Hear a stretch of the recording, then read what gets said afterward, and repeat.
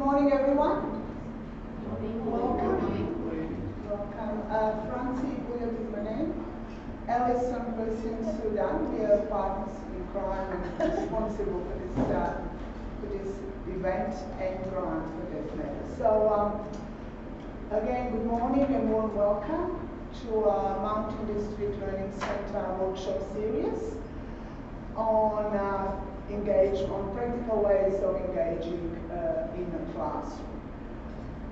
This series of 3 workshops is funded by VDC Workforce Development Grant. So thank you for making your way to Japara on this cold, crispy, rainy Tuesday morning.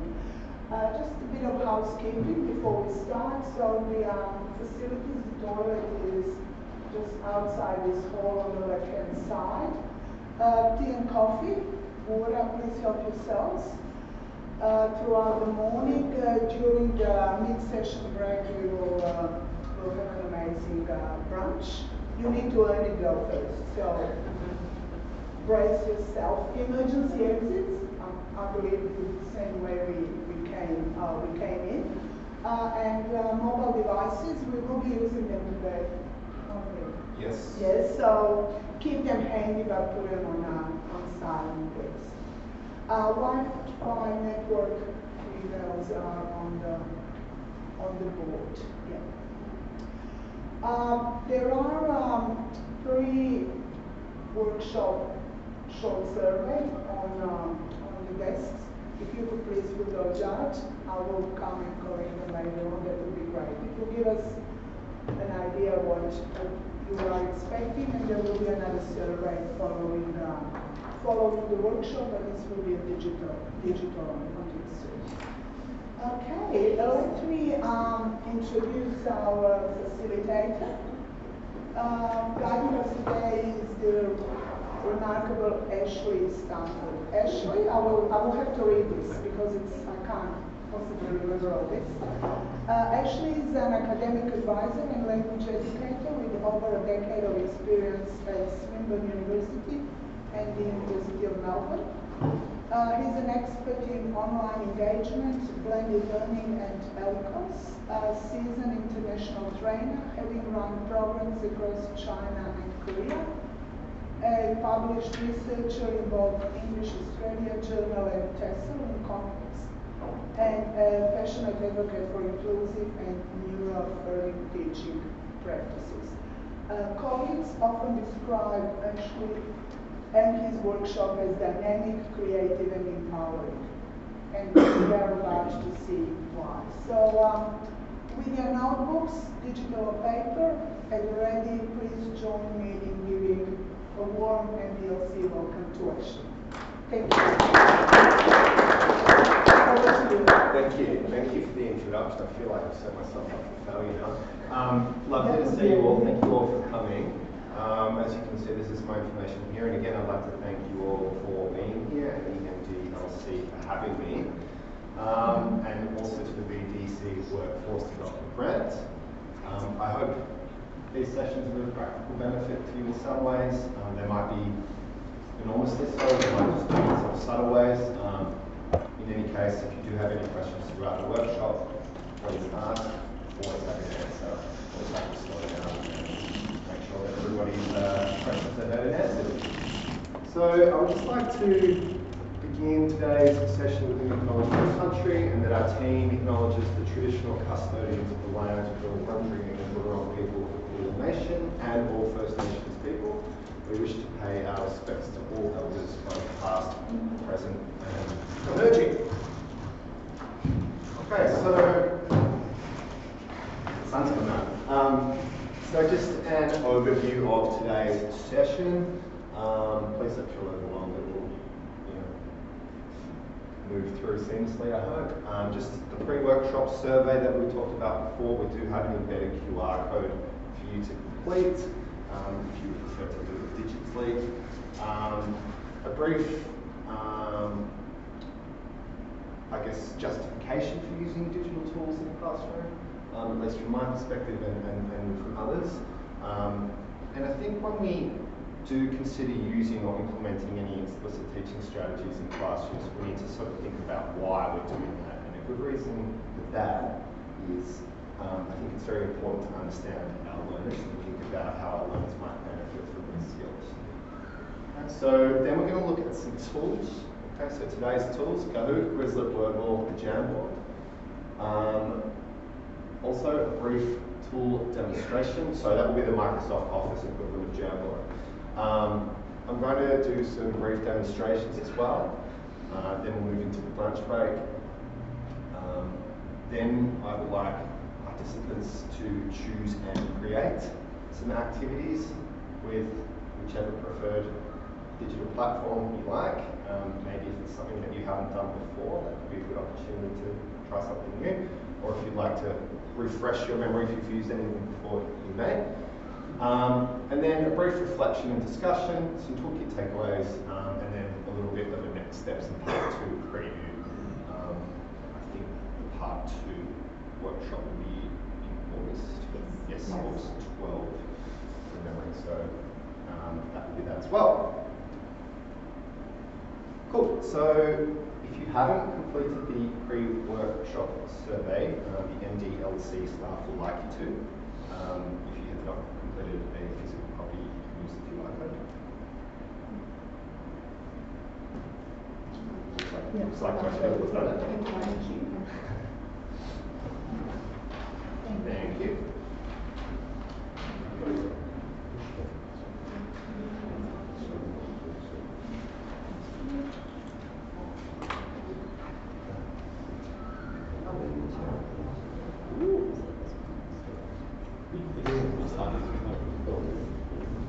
Thank you so much.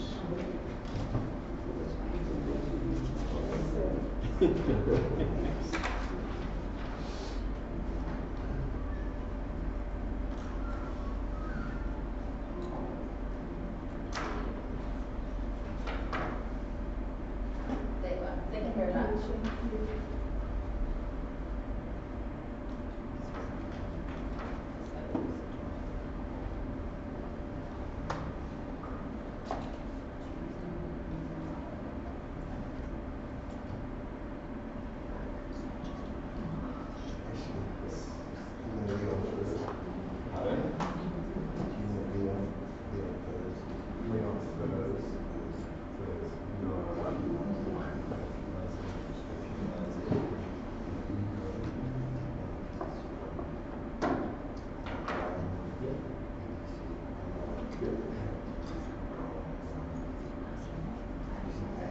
Oh, yeah. Very good. Yes. So it's not generative AI aspects, but we also have the second workshop. That's good. How do you work? It is. It's a rapidly evolving space. Cool.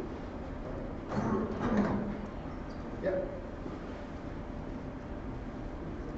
Cool. So, like I said in the introduction, I think it is a really important sort of point to reflect on when we do use these digital tools, like why are we using them, or why might we want to?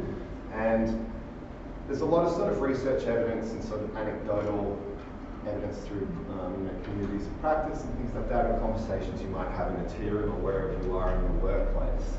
And these digital tools can really facilitate engagement through interactivity.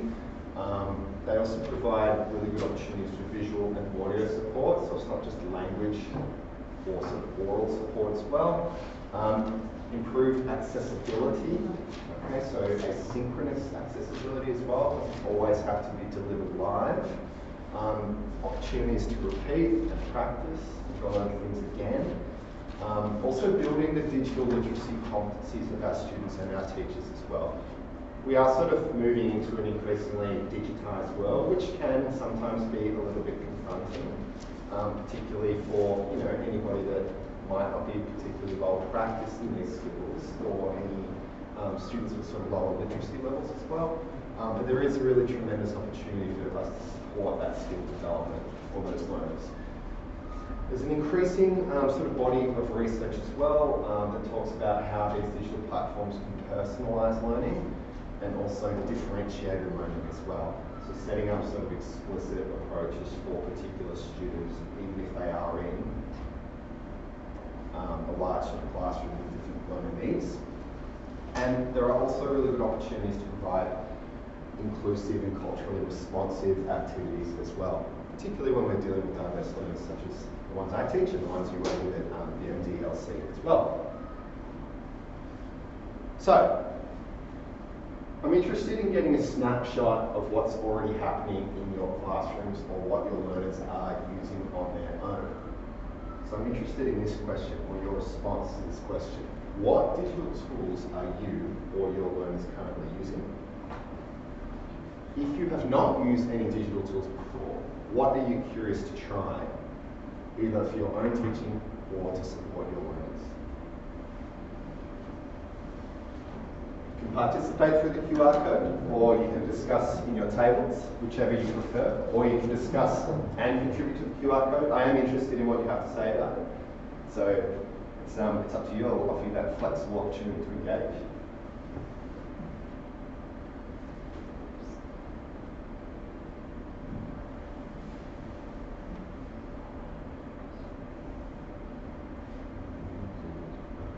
Digital tools is an inclusive term. It could be a game, it could be a slide deck, it could be Kahoot, it could be nothing, it could be vocab lists sent through email.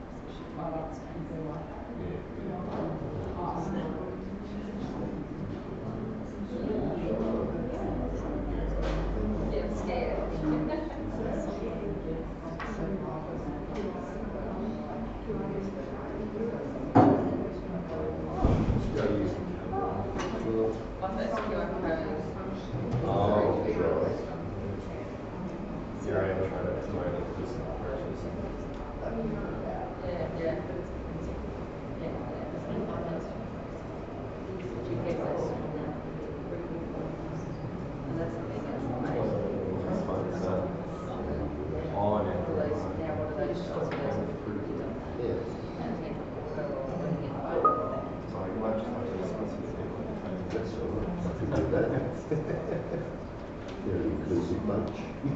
Absolutely.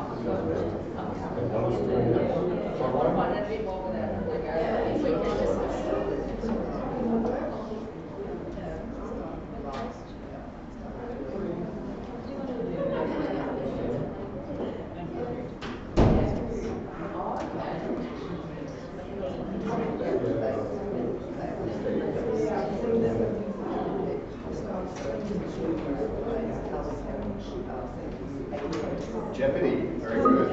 Office, Kahoots.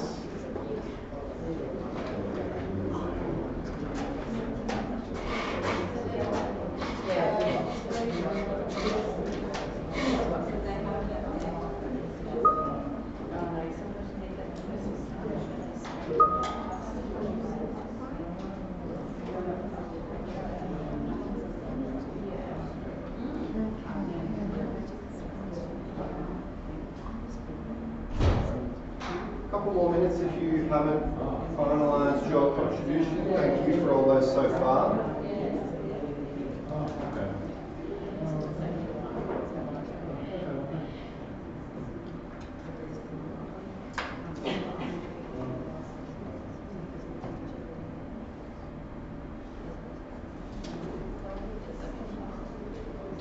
Okay, I can see some footy, very good.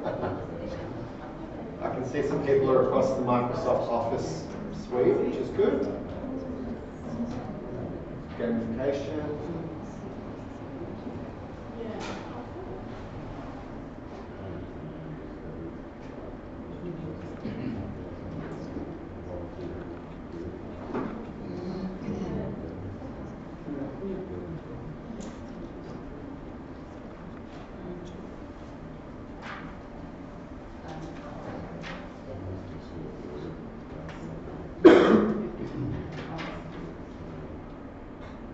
How did you go with your phone?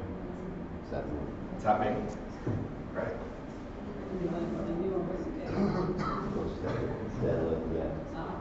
Sorry, I probably should have made that QR code a bit bigger. Sometimes they can be a bit offensive when they're really large.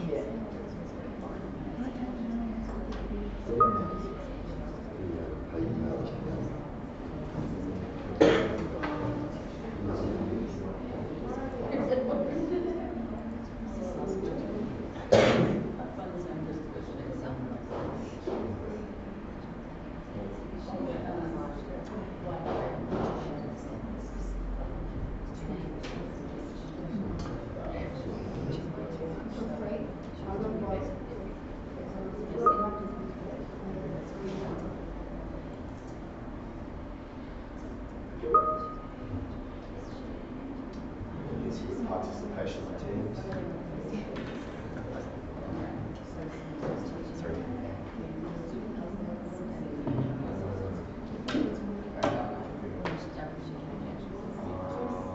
Did you start?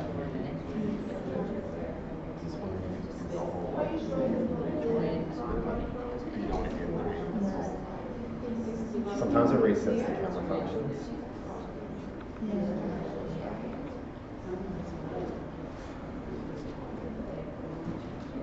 All right, would anyone like to share what kind of tools they're currently using and why you like using them?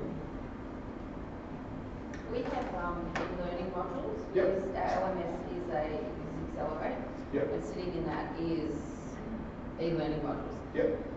They're great for information, but they're not very engaging. They're boring. Yep. Students do them, but we need to find better ways of giving them some extra learning. That's where I'm thinking I'd like to learn about doing quizzes and things like that based on the unit competencies. So are there quizzes embedded in those learning module activities? There's there is at the end, but it's just, you know, what is a hazard, what is a risk kind of thing. They're not very, they're not fun. They sort of just go, oh yeah.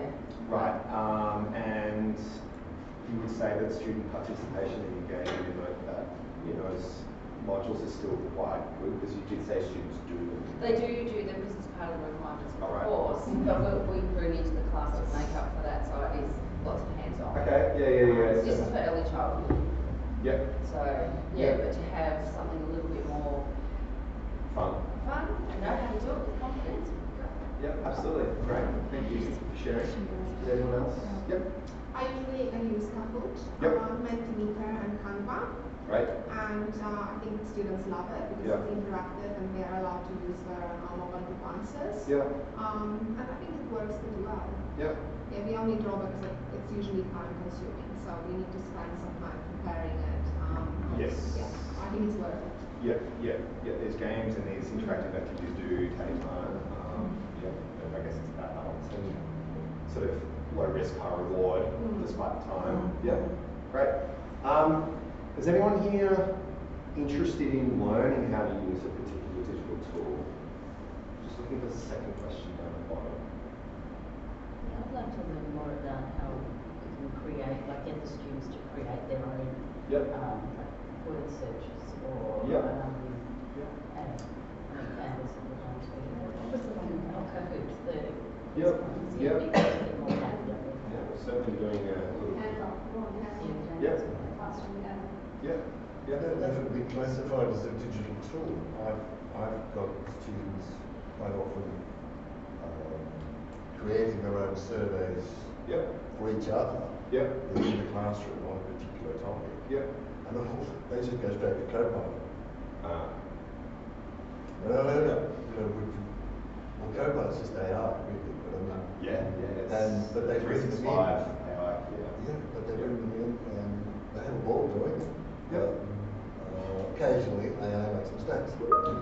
It does, yeah. There's this whole idea of AI hallucinations at the moment, like really well written Yeah. misinformation. So yeah, we need it critically, even with interactive games and gamified tasks. You still need to make sure that The one thing we have done is things like, given a statement, you can ask AI to say, I want 3 multiple choice questions as to relating to this statement. Yeah. It does that reasonably well. Yep, yep, absolutely. That was my first experience with generative AI. I was creating multiple choice reading questions, Yeah. supplementary EAL resources. So that's how I became interested in it. But yeah, it does require proofing and critical engagement from us. But yeah, this idea of helping and supporting our students use these technologies as well, the self-study is a really important idea as well. Cool. Any other questions? The question I'm saying in terms of, you mentioned gamification. Yep. I do a lot of stuff with particularly older people who are a bit scared of touching computers and stuff. Yep. So just getting them to do more mouse control and keyboard typing and stuff. So I might use online jigsaw puzzles. Yep. It's like a Lego brick game thing where they're building Lego but online. Yep. Online typing tutor programs. And a lot of them that look very much like they're for kids, but that's part of keeping them engaging and they're getting points and Yeah. Yeah, and that's right. And sometimes you need to assume that the people who are supporting need that help, whether it's through like a keyboard or a mouse. So absolutely. Yep. That. Just a question. I noticed on the board here that mentioned Jamboard, and I really liked using that program in past in my classrooms, but I heard that it's actually closed down. No, it has closed down or it's been phased out. It's Do you actually. have any recommendations of any similar programs that might Yes, and we will. substitute? That's right. We are going to look at that today as well. Quickly, it's called Whiteboard through the Microsoft Office package. Basically the same thing, and if you have access to 365, as in your roles, you'll have access to Whiteboard. I just through my personal, I've got like quite an old school Hotmail address from when I was about 12 that I still use, and I have access to Whiteboard through that. And that's actually how I was able to share the link for this session, because I couldn't do it through my regular work account for some reason. It's a bit of an annoying privacy share link fiasco. But yeah, like MS Whiteboard's it's good. I probably prefer Jamboard. I don't know what Google's going to do instead, moving into it. But when I was in the preparation stages for this workshop, I did notice that Google had said that they're phasing it out. So yeah, it's good. We're both on the same page there. Another quick question. Yep. Is there Wi-Fi here? Yes. So the Wi-Fi password for anyone that's just arrived. For anyone that's just arrived a bit later, connect with the capital C. It's the guest. Thanks for that. That's all right. Cool. Right. So, like I said before, if we want to support our learners through these digital technologies, it is really important to understand them and at least have a good sort of overview of what their learning needs might be. Okay. So it's one thing to think about all of these engaging and fun technologies and upskill ourselves as teachers, which is important, but at the end of the day, it needs to be responsive to our learners. So I have this question for you because I want you to think about how you might use this technology for your learners. Okay, so wonderful to upskill ourselves, but how can this help our learners? Okay, so in your tables, please, another discussion activity. Think of one learner you've taught. Okay, you can de-identify them if you like to protect them. What were some of their strengths and what challenges did they face when engaging with technology? So we had the example before, which I think is a really important one for perhaps older learners. The physical aspects of using a computer can be a challenge. Obviously it's not insurmountable, but it is something we need to consider as teachers. What challenges did they face when engaging with technology?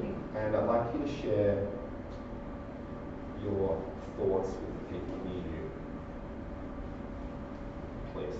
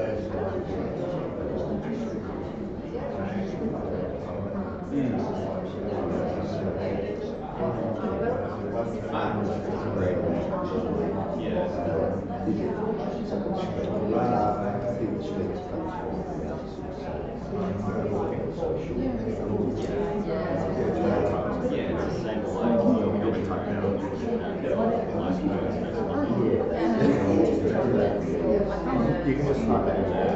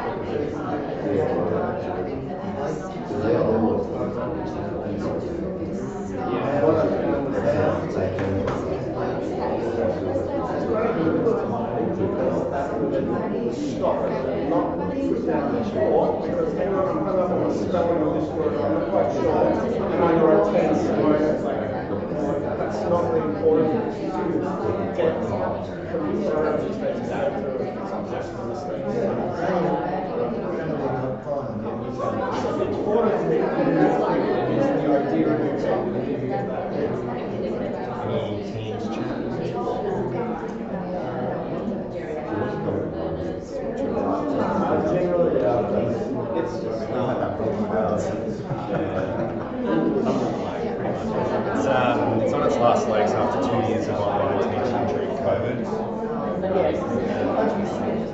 Really cool.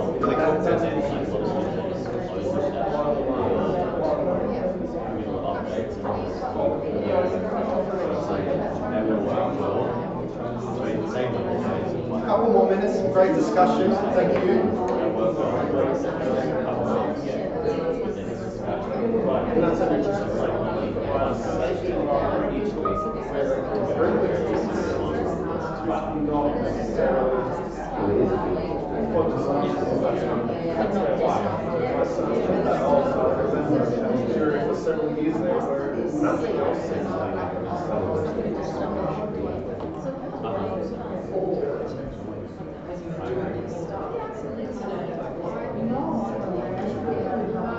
they tend to be because they're being rooted something elsewhere. They tend to be more comprehensive technology.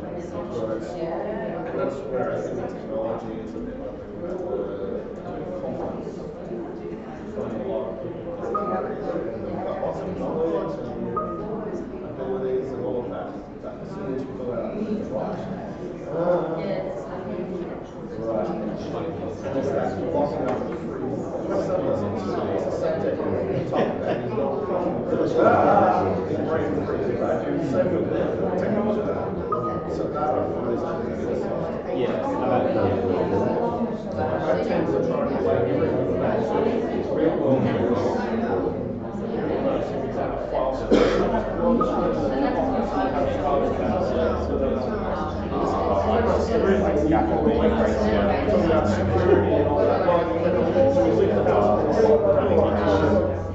Providing my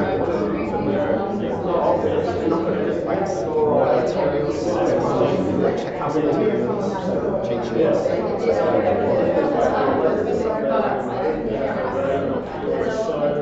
Learning minor timid, I think I'm really trying to draw this in this presentation, particularly this workshop. Once you know learning, and then as you can, better understand any potential challenges or any reservations.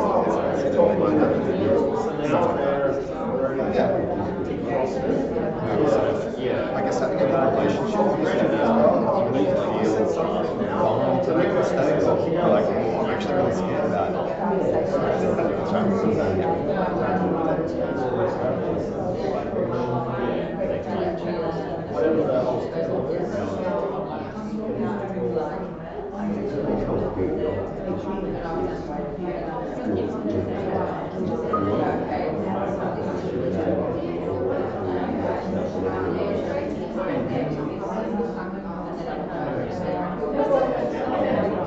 All those recommendations in the toolkit where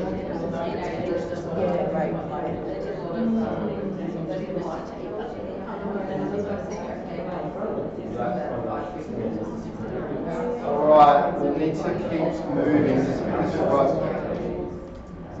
we've got lots of things to get through, but I'm just keen to hear your thoughts. Would anyone like to share any strengths or challenges that they've observed with any of their learners or any of your learners? Yep. Disengagement. Disengagement. Yep. Yeah, so yep. when they're trying to get them off the task, like trying to get them off what they're not meant to be doing, when they're onto the task that they're meant to be doing. Yes. Like playing games or shopping and get back onto the task. Yes. Games, shopping, concert tickets. Yeah. Text messages. Text messages. Yeah. YouTube. Whatever. Yeah. And actually get them focused. So fun. Yeah. Okay. And what are some intervention strategies that you would use in that situation? I suppose, I don't know, just getting them to create a task that they actually like. Yeah. Yeah, well, that's right. If you can create an engaging task, then the risk of disengagement is reduced. Very good. Yeah. Great. Thank you. Anyone else? Perhaps someone from the left side of the room? Yep.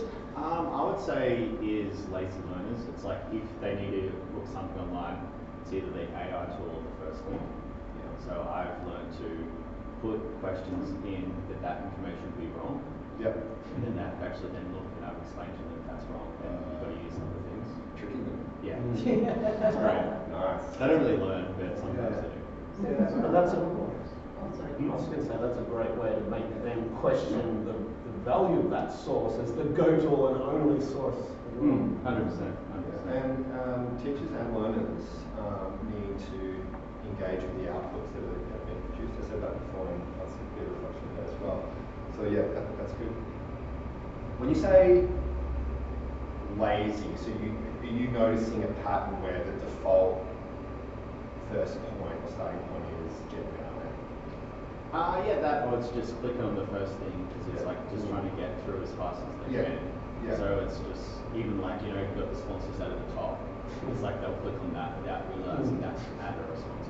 Yeah, right. So like a little bit of an unwillingness to kind of engage meaningfully with the task. Correct. So, yeah, okay. Yeah, 100%. Yeah, that's, I think we've all probably experienced that before.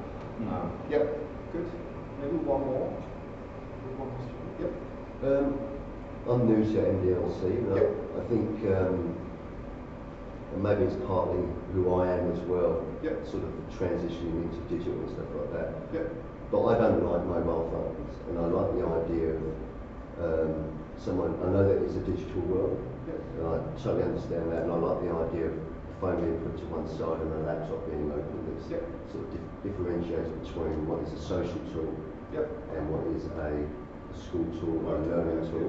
Yep. So, and I think that will make it easier to teachers as well, Yep. because you always got in the back of your mind, what are they doing on there? Are they actually doing the work? And I think it's just a little bit easier to navigate what we're doing, what they're doing. They have visibility of all their work. I Yeah. think it's just a nice and a way of cataloguing their own work. There's so many skills in there about sort of using your own laptop or a school laptop to sort of navigate work as well. No, I think that's a really good idea, a really good point. And then sort of as teachers and instructors and facilitators, we can set those boundaries and those rules and those expectations. Yeah. And if we can do that fairly early, then hopefully the classes can participate in those expected behaviours. That creating that distinction is important. But I guess it just kind of needs to be balanced because I think phones they can be communicative and social media tools, but hopefully at the end of this we're all able to kind of see them as as a potential learning tool as well.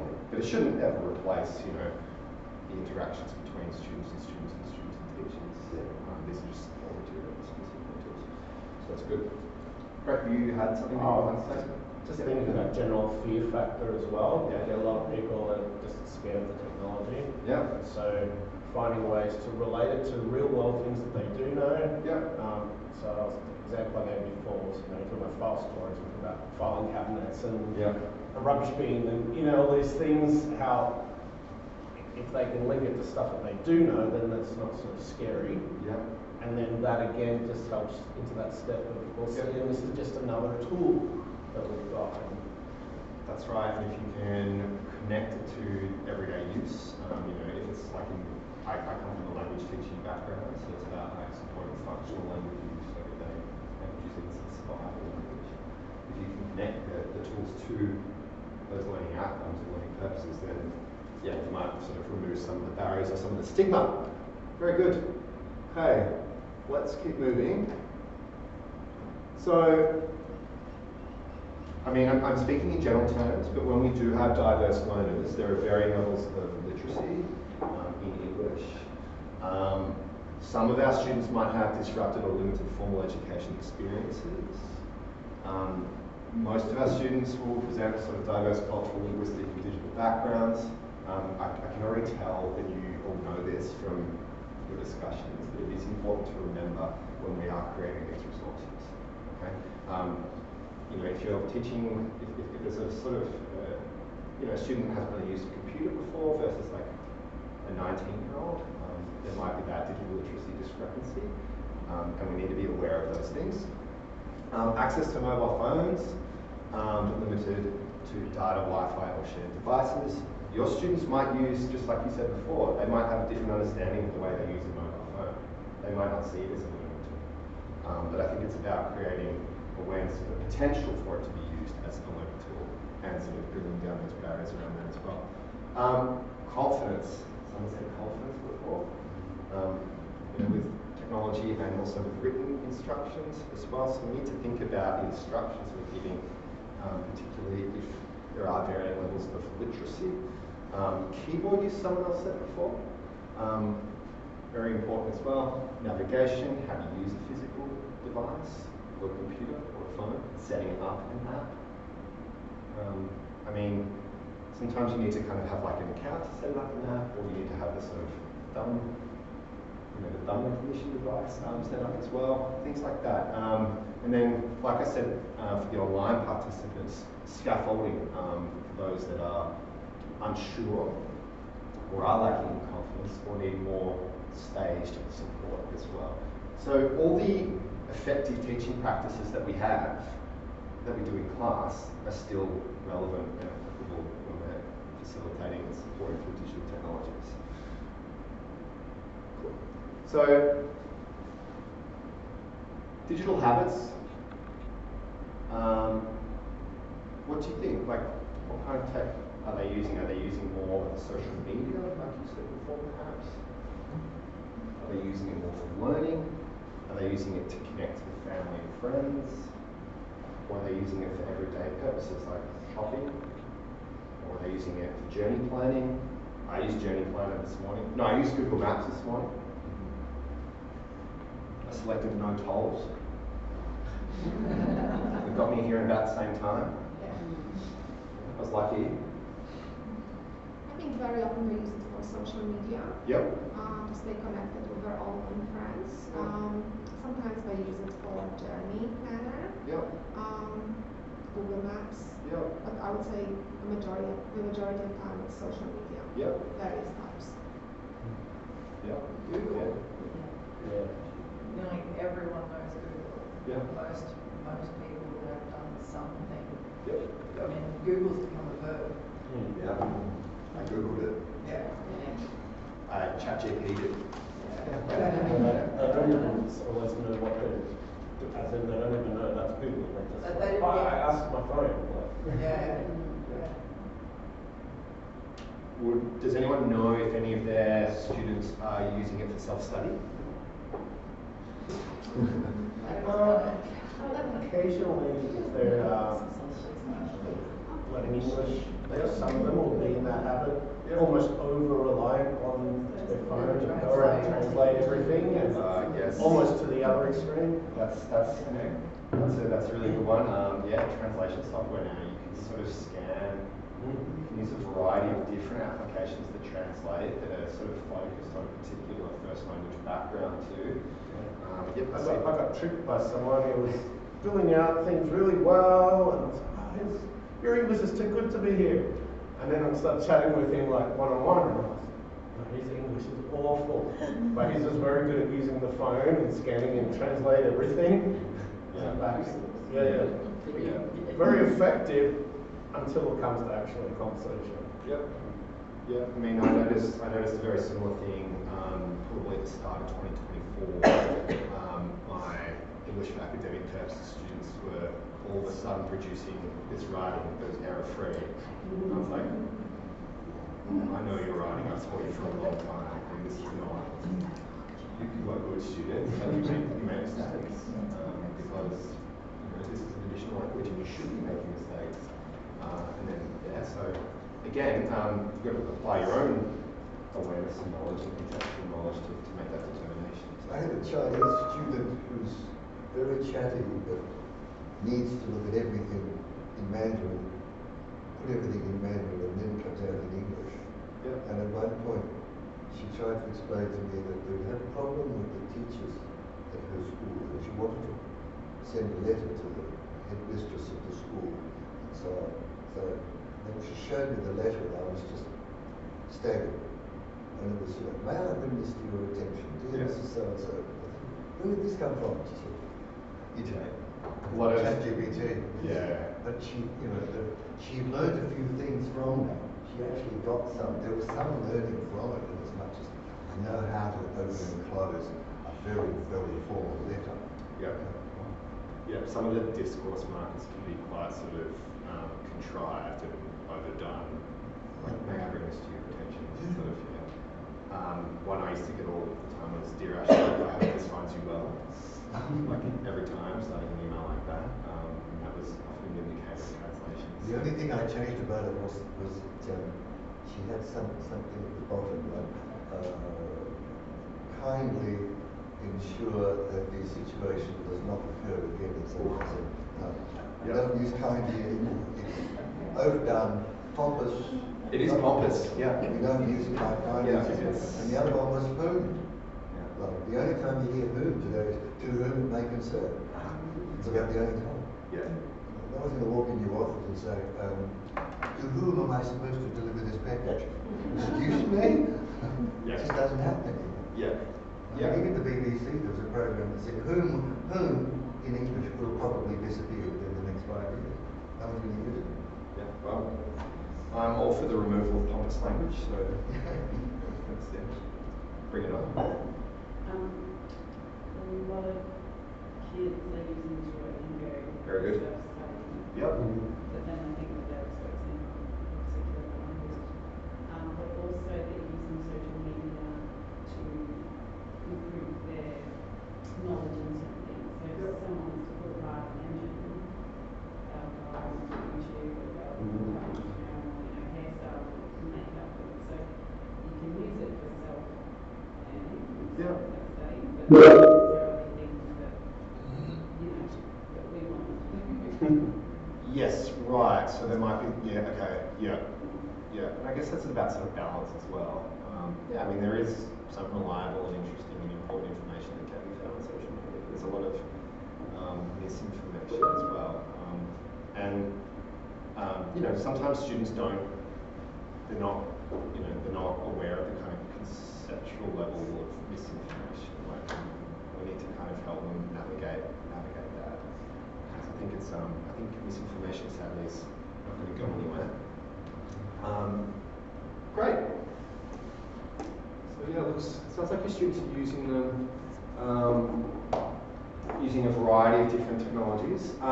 So I'm sure lots of you are doing these, but just some reminders of some. I think these are kind of good practice approaches for getting to know your students, particularly in light of this digital technologies sort of era that we're now placed in our classrooms. So just some things that you may wish to consider. You can always perform any needs analyses and things like that to get to know them. Ongoing classrooms observations, so paying as much attention as you can to what the students are saying, what they're doing. Many of you are doing that because you know what they're doing based on what you've just reported, which is great. Conversations and relationship building. I think relationship building is really important in 2025 with things that through pandemics and through generative AI and through disinformation, through kind of global and political uncertainty and stuff like that. I think it's just really important that we continue to build those relationships with our learners. And when you do build those relationships with your learners, they can talk to you about how they use technology or how they might need your support in these areas as well.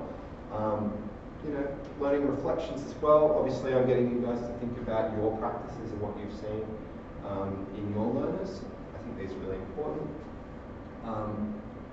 And as many of you have mentioned as well, sort of like technological competency. Are they good with computers, or are they good with phones? Are they good with Duolingo, or do they prefer to learn with social media? These kind of knowledge points are really helpful for us.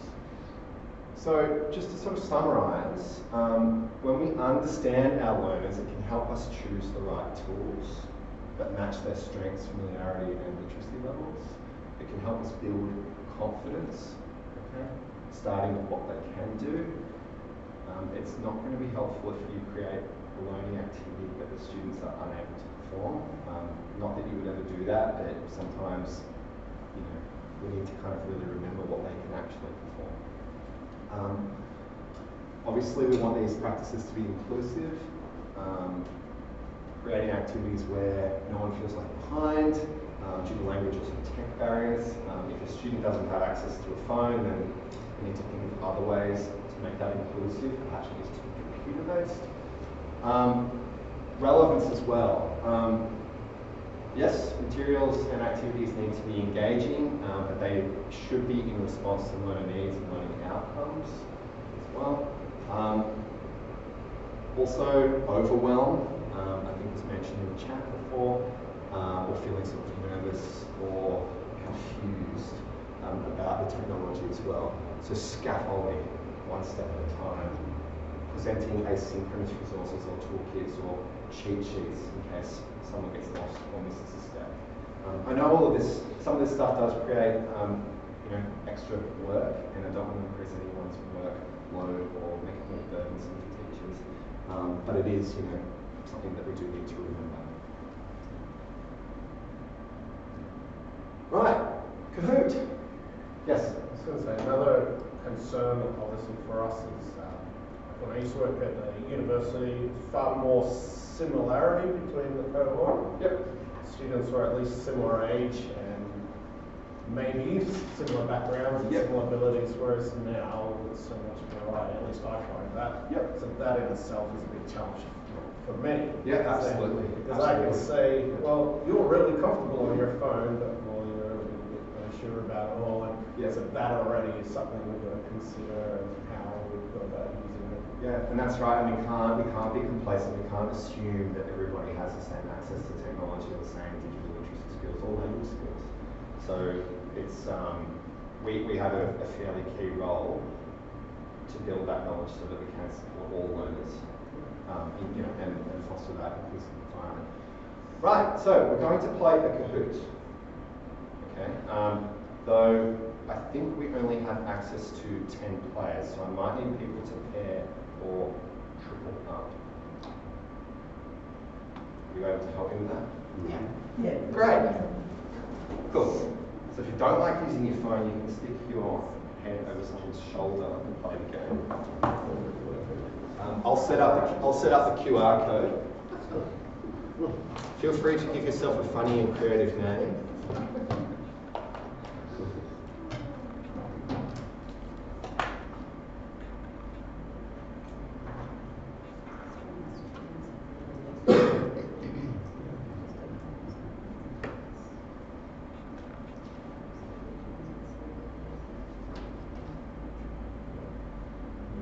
Do something like this, but you would be driving it and having a discussion, so that way they're participating.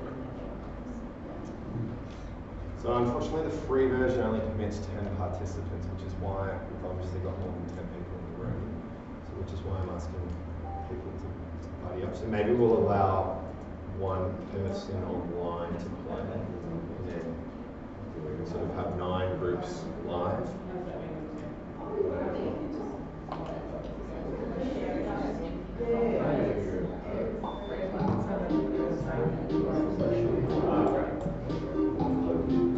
Obviously the fun music that everyone's familiar with.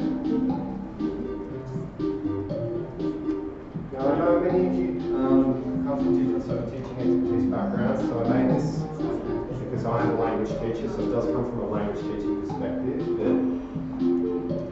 but hopefully you're able to see the engaging elements of the game.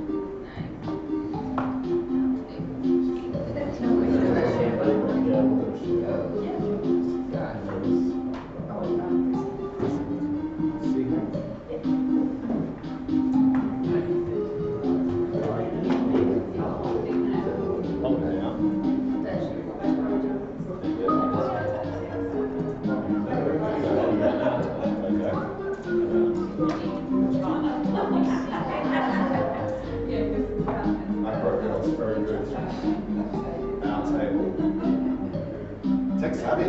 That's great.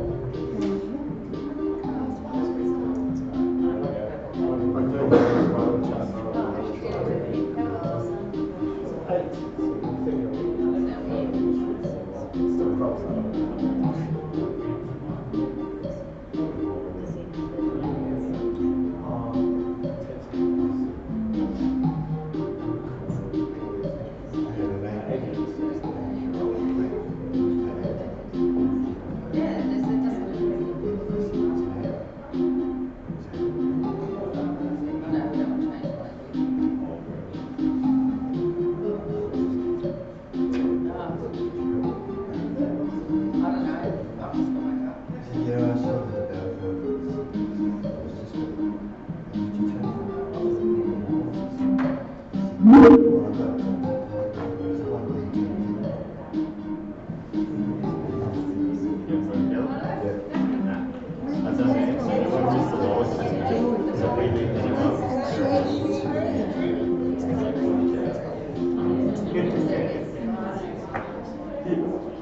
just put the chat in and I'll leave it.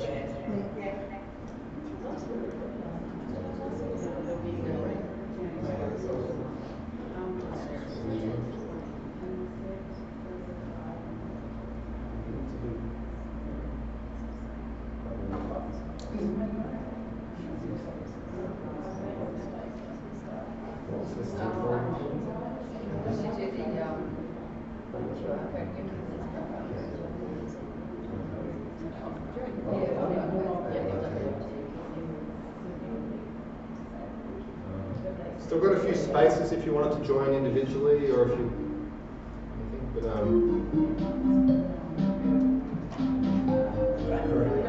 if you would like to try it, please welcome to find us.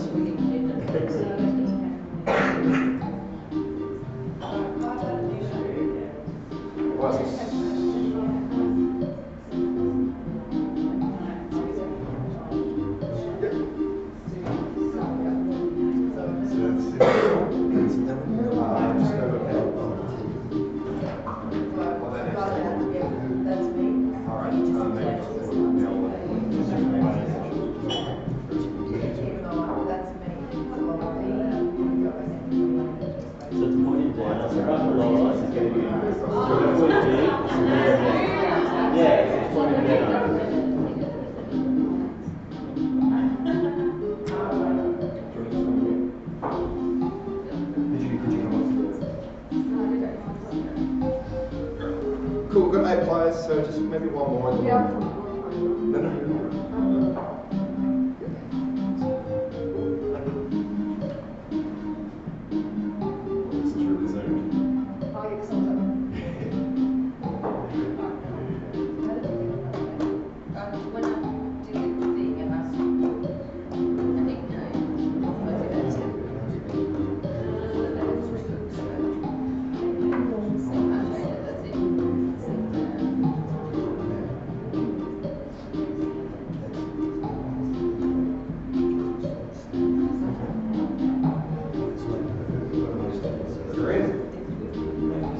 All right, good luck.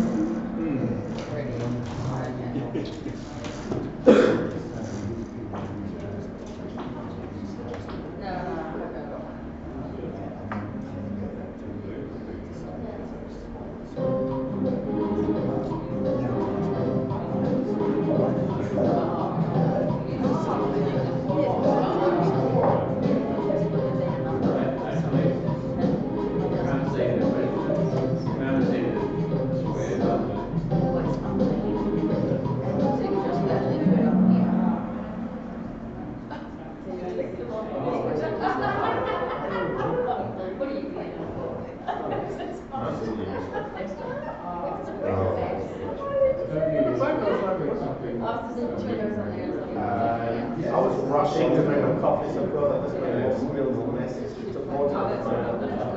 Yeah. So you'll notice in that question I included an image. I didn't see it because if there are any people that can't read the actual descriptor, then they can see the image. So the point is you're creating more access points for more people. That's a good point. You can clean the floor with the broom. So it wasn't a particularly good question, so I will happily wear that responsibility. But the point that I'm trying to make is that we're creating more access points through the image. Yes, so please select the correct color, the answer. So well done to singing Lord to do. Everyone else to do. Have linked it to what we've done here. Nice playful take. I like it.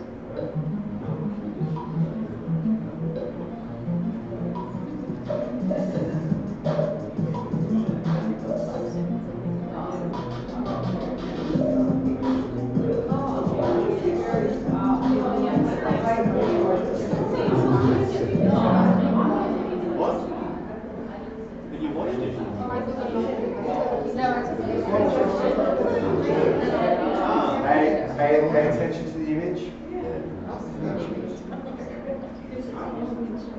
Ah, you're asking us to pay attention to the screen. Ah.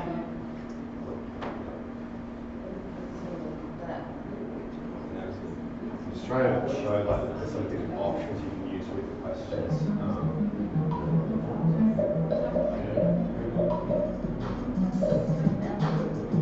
None of we actually understand how it works. Okay, very good. M is on fire with an answers trick of 3. Well done, M. It took us at least 3 questions before we could figure out how this works. What we're meant to do. The old demo.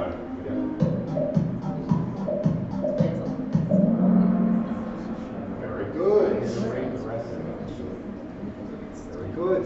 Okay, so yes, it is a very simple sort of functional language sentence, but you know. I feel like M might, or the 2 M's are almost unassailable here.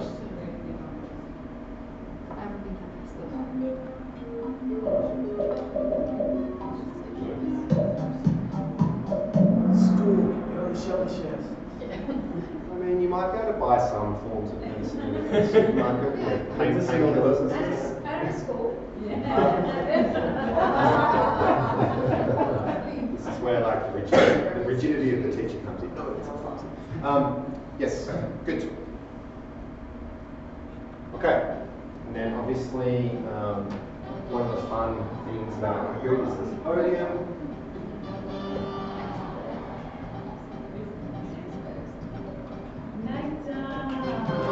There we go. Well done to Magdalene. Very good. Okay, so in the classroom, you may give, make for a fun-sized chocolate or something like that, so, as a reward for winning, in addition to the podium. Sort of other, functionality features, sort of some basic sort of analytics as well. So yeah, that's Kahoot. Question with the Kahoot. Can you save them and use them again, or are they Yes, gone? yes, you can. Oh, they can, even Yep. on the free version? Yes. Okay. You're still creating an account with the free version? Yes. Ah. Yeah. You are creating an account. Sorry, I've just lost my slide. Yes, you are creating an account with the free version, but you can only have 10 players. And that was a fairly recent limitation that they just brought in. And I know my employer won't actually pay for the premium, which means you have to pair people up. It's a bit annoying. But it is still quite fun, and then you can build as many tools as you can. There are also game features and sort of like report functions as well that you can use in the reports. You can use with the free version as well. But what we just did is a game-based platform where learners answer questions in real time. Okay, in time using images, selecting the correct color. What I like is it's quite simple. Obviously, the visual interface with colors, shapes, and audio, fast-paced and fun. I hope you enjoyed it. You can work in teams like we just did as well. And you can use images, or you can read questions, or slow the pace. So you can give students, a minute to answer the question rather than sort of 15, 30 seconds. It's up to you how you want to perform it. I showed you the ones, like I said before, with image to show that there is that option available. But if it's more about, comprehension, or if it's more about, like true or false, or anything else, you don't have to use the images. Okay? You can use it synchronously, like we just did, or you can use it, and also you can use it online. You can share the QR code, and for every one of those situations, you can do that. Does it work on your smartphone? No, you can use it on a computer, but typically I get students to use it on their phone because they can kind of just scan the QR code and it's quite quick. If you use the computer, you need to log in. Well, you don't need to log in, but you need to kind of find the right URL and enter the PIN.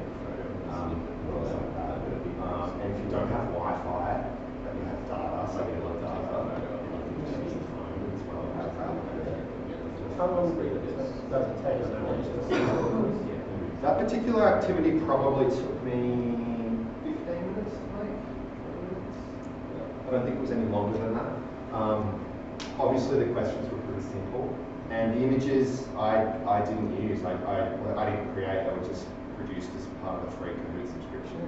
They've got an AI image generator you can use, and it just does it for you. Obviously you want to make sure that what they're choosing is appropriate for the task. So yeah, but like, you know, sometimes people don't perform those checks, and then that creates more work for the dev track. So again, you always just need to kind of check what the outputs are producing. Right, so what we did then was a sort of functional English, maybe like migrant English sort of style, everyday survival thing. Obviously you can contextualize that to whatever your learning needs are. You can also do read alouds and listening practice.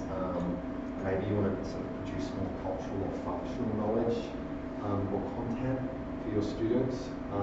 But it is quite a fun tool. It allows educators to see questions or how questions can support comprehension without needing, needing to do lots of reading as well.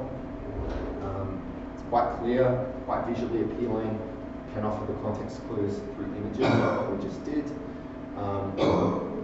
which is that once it's completed. You can adapt the questions into other follow-up activities if you want, and you can download reports to show how each student has answered. It's a good way to check sort of individualized students' progress as well. Alright, so cost. So that was the free version and allows up to 10 players. I don't know what the size of your classes are. And I don't know, I guess it's up to the people at MDLC to make any sort of subscription determinations. But I think at that sort of price point it can allow quite a good sort of large group of engaged students. But if not, then the up to 10 people, 10 players in live mode does work pretty well. There is a teacher subscription, so yeah, anywhere between $6 and $12 Australian a month for larger groups and more features. I think you can get up to 99 players in the largest one. I don't know how big your class sizes are. I would assume they're not as big as 99 students, but yeah, it can offer that like really fun like lecture theatre style sort of gaming, which is cool. Just again, digital literacy as well here. Some learners might need help joining. They might need help entering a PIN, performing like the camera functions, whatever it is to join the game. So it's our responsibility to help and support our students there. And try to keep questions short and simple. If you can use images, that's great. But if you are going to use images, don't do what I just did and don't tell the students. Yeah, provide that scaffolding and those clear instructions where you ask them to look at the images in addition to the question. I hadn't thought of that actually, but I guess what I was trying to do is show that you can use the image function. Cool. Right.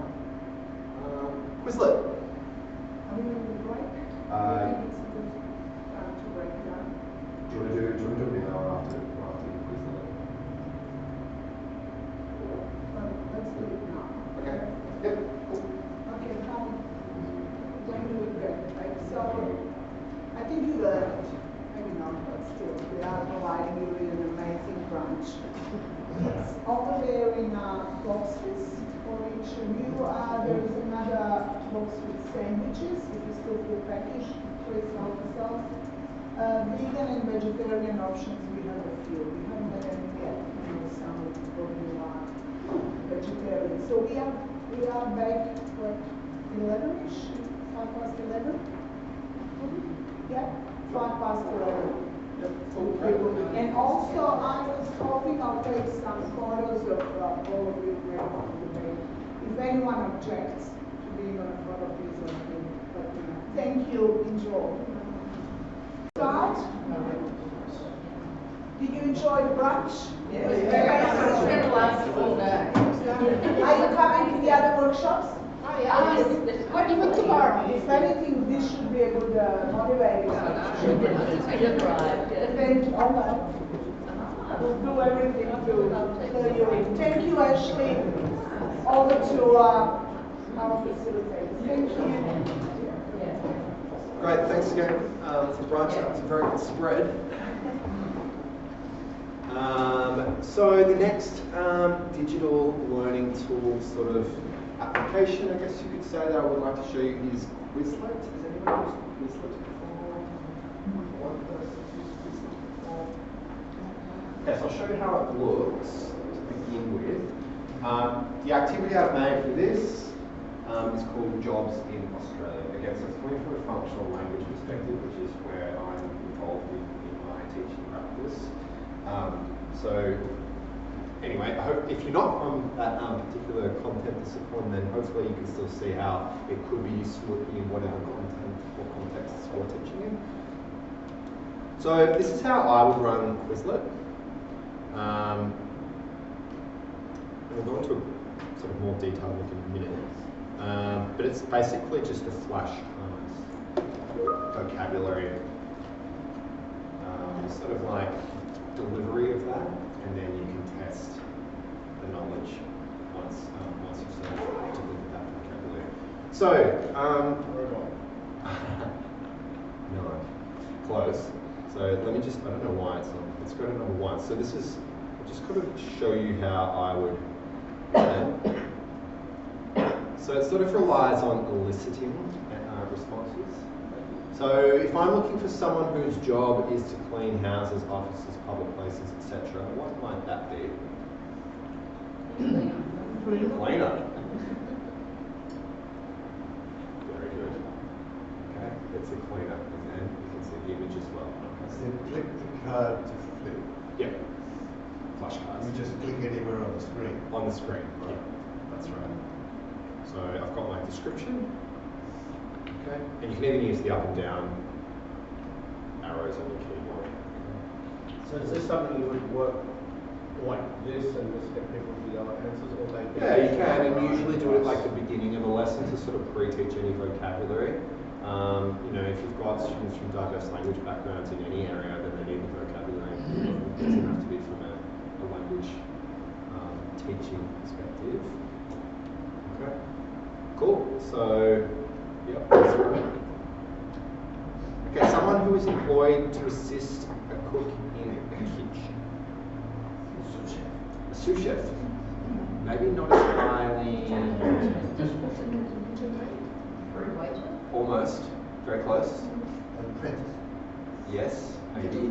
Kitchen aid. Kitchen, not a kitchen aid, a kitchen hand. Kitchen hand. Very good. Yes, okay, kitchen hand. Pay the rest of the person.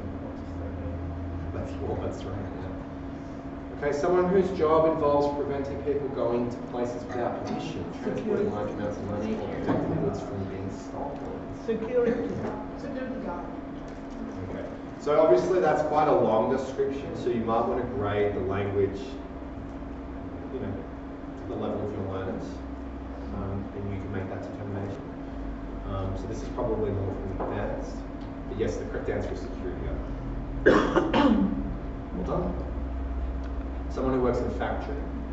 Factory worker. Oof. All over it. Very good. Gold star. What a great student. A member of the police force. Police Police dog. officer. Police officer. Yes. How can we make it more inclusive? Yeah. Police. Officer.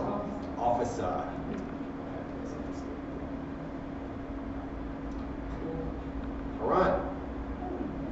So that's how you can pre-teach using those flashcards using Quizlet. And then if you want to employ the gamification component, you click on Quizlet Live, and you can do a team or individual if you like. It's up to you. If you do teams, this function means everyone needs to scan the QR code. That's how it works, and it automatically puts people in teams. It can be really fun, and it can sort of encourage teamwork, collaboration, communication, you know, those sort of student-to-student relationship dynamics in the class, which is really cool. So I'll just show you what the gamified version looks like. You can choose how you like to do it. You know, whether you want the job title to match with the picture or the description to match with the job title in that order.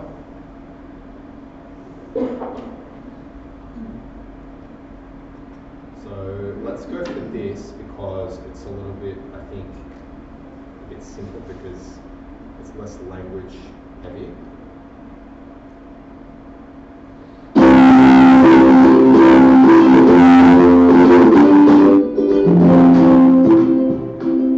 It's a bit louder than Kahoot. Yes, I want you to play it. Yeah. If you don't want to play, you don't have to. But yes, it would be good for people to play. How many people have you all played? Yeah, I think you can all play it because I've got So that code, is that something that they usually Quizlet, they can focus the code? Correct. Yeah. So if you are using this with your learners, you could go to Quizlet Live and then type in the code, or you can scan the QR code. Both are fine. Any limits on number of? No, this is, I got a trial premium account for 30 days, which I'll probably cancel tomorrow for the purpose of this workshop. The free version, and I'll explain this after we play the game, the free version is pretty good. In fact, at Swinburne, where I am primarily employed, we actually use the free version. Well, that's what my manager said.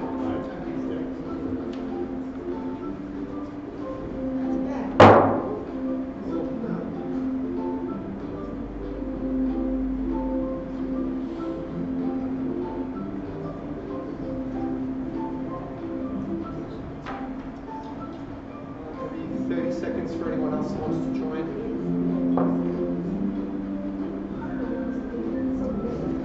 If you don't want to play and want to watch your colleague play, that's fine as well.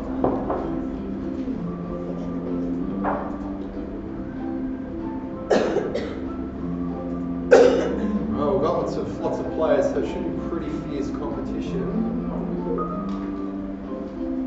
And obviously, if you need to, if you need to copy the link and distribute it to your students, you can.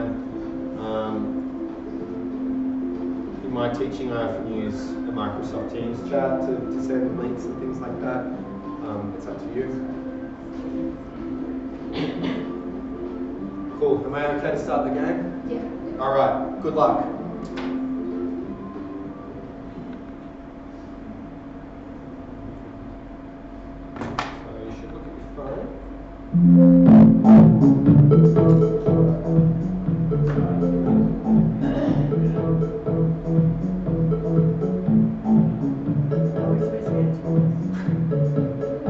It's tight.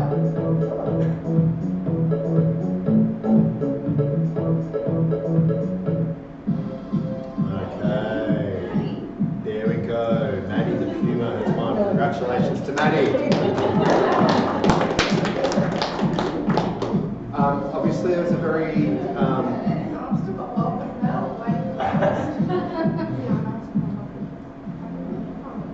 okay, so that's a very quick example of how that game looks using some fairly, I don't know, like simple functional everyday language, but it is, yeah, like a quick game. It's got boards, you can view stats, you can play again. You know, if someone didn't know how to actually perform the game on their phone, you know, you can play the game again and start it again, and that's another option as well. Excuse me. Welcome, Mel. Waiting for the host to start the activity. Right.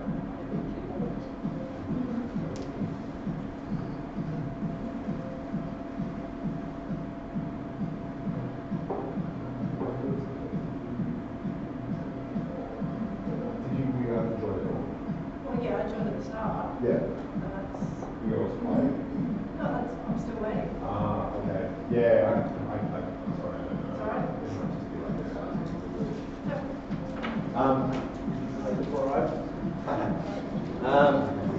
Yeah, so that's Quizlet.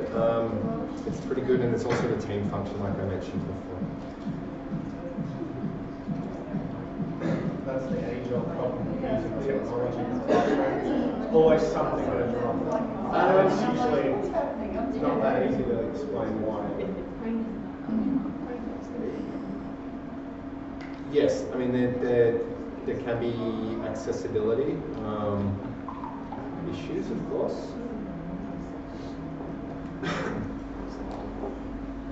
Set up everything based on some website everyone needs to get them, and then for some reason that day half of the devices just won't connect to the Wi-Fi. Yeah, I mean, yeah, hopefully everybody has that key device and that's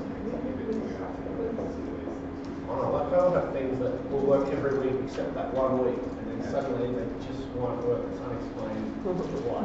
But it just happens. Okay, so what you just played was Quizlet, which is a digital flashcard tool that allows learners to practice vocabulary through matching games, obviously support multiple choice and more. You can play around with different game options. You can also include a text-to-speech function, so learners can hear the words spoken aloud in English, which is helpful for pronunciation and low reading literacy as well, providing that audio option. You can add pictures to flashcards for visual reinforcement, which is what I did again. The application produces it for you, or you can upload your own, or you can get any copyright-free images as well, from Pixabay and places like that. The auto-define function is really good as well. So I just used the definitions that Quizlet provided for those particular jobs, common jobs in Australia. They're all from Personalised database. Again, like with everything else, you need to check the validity and appropriacy of the output. Obviously, you don't want a definition for a kitchen hand which is better suited to a cleaner. You will be giving more reliable information. There's multiple study modes as well, flashcards, matching, spelling games, gravity, test, learn, lots of things that you can play around with.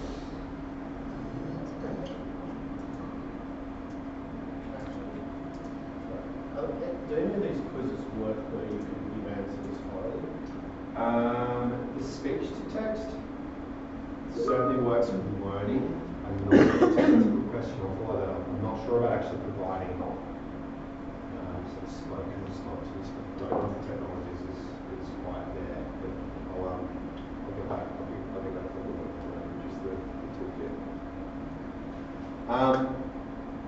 So another, just to summarise the key features, works well on phones with or without an app. You can create one or two cards as well. It doesn't have to just be about making quizzes to test people. Students can create their own free account, create their own flashcards. Self-study options as well. Gamification as well. You Quizlet Live for homework. You can have like match, blast, blocks, and different functions that you can play around with. So the cost, it's free, which is attractive to students, and I think teachers creating their own accounts as well. If you do want to pursue now it's a business case for a paid subscription, $48 a year. The teachers can also use just one paid account, so perhaps MDLC might have an account, and then everybody can kind of log in and out of it, and then you can use them all for free, so you can share the sets. That's one key benefit of it. But the one, the version I use in my teaching practice that's Swinburne is the free one, and it seems to work really well. So learners and teachers can create their own sets for personalised vocabulary banks, impressive self-study. You can use visual only or picture possibility sets for lower literacy learners. And there are also home practice if learners have access to a phone or tablet. So you can select set as homework. You can just distribute a link and the students will view the homework or the flashcards, and then in the next class they've engaged with those. Cool. Any questions about Quizlet? Yep. Alright, sort of another thing. A lot of the time we don't have, or I don't have, projector and things to show. Are there any good ideas or tips on how to use these? As in, getting the QR codes and all that when you don't have a main projector Well, you don't have to use a QR code. You can use a link and then there's a sort of written number, like a numerical code, like a 6-digit or 6-letter. So yeah, like code just now. yeah. So like you can send like a hyperlink, and then they can access the hyperlink, and then you can just tell them what the code is, however you, in whatever way that ensures all students have access to the code. Whether that's written or spoken.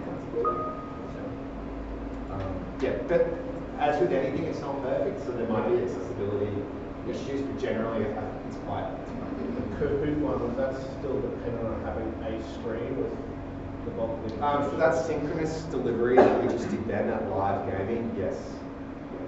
But you can set it for homework as well. And then you can check the reports, so you can check the reports for student engagement. You can also check to see how well they've performed. Any other questions about Quizlet? You can save the ones that you create. Yeah, it's just in a bank. Yeah. Like my sets. And then when you log in, you just click on the ones you want to study, or the ones you want your students to learn, and it's just there. And you can edit them as you wish. You can delete them. You can share them. It's all there. All right. Next. Wordwall.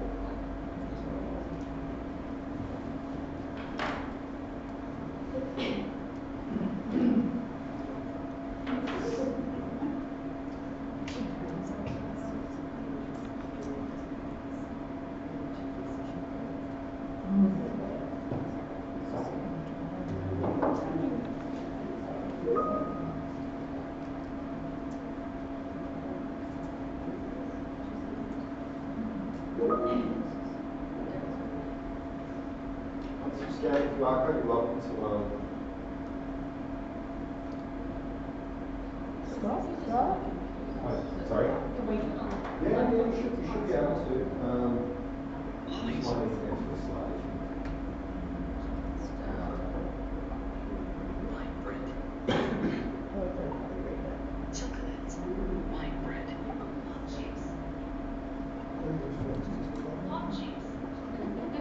So you'll notice that I've enabled audio on this.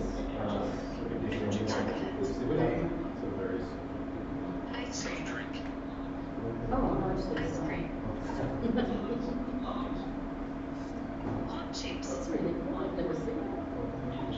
Obviously, you can contextualize this to your classes. Did you drink? Yeah,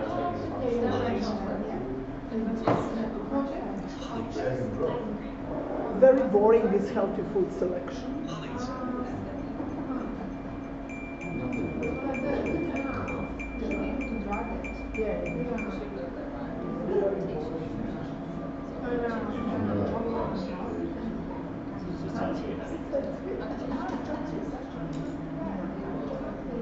Nice.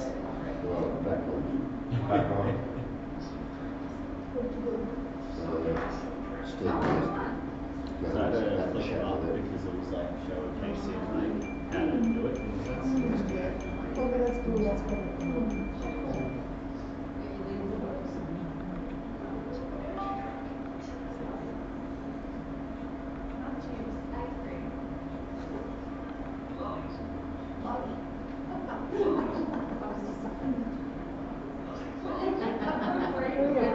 That's our bunch.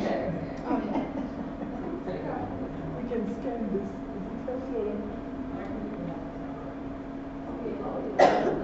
Right, so here we have our live leaderboard. Live leaderboard for healthy business. Not competitive at all.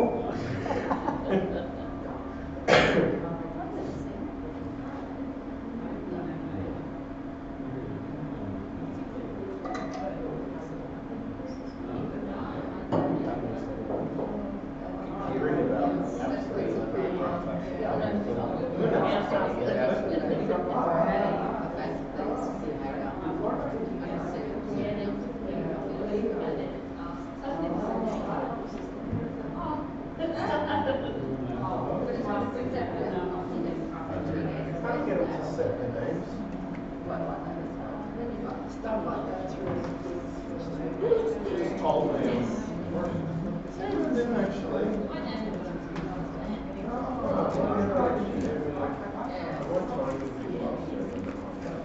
Never asked me for a name.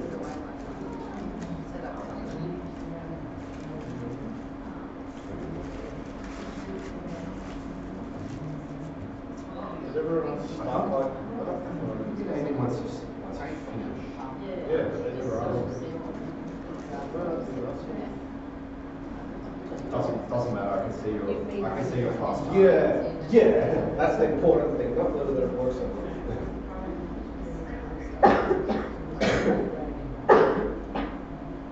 All right. But it improves the students, It's finding that now one.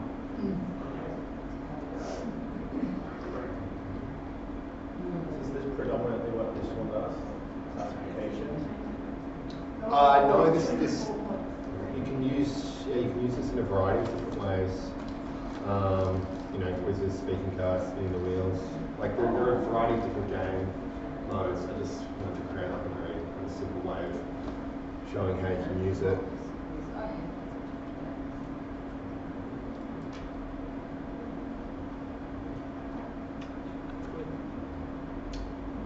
Right, so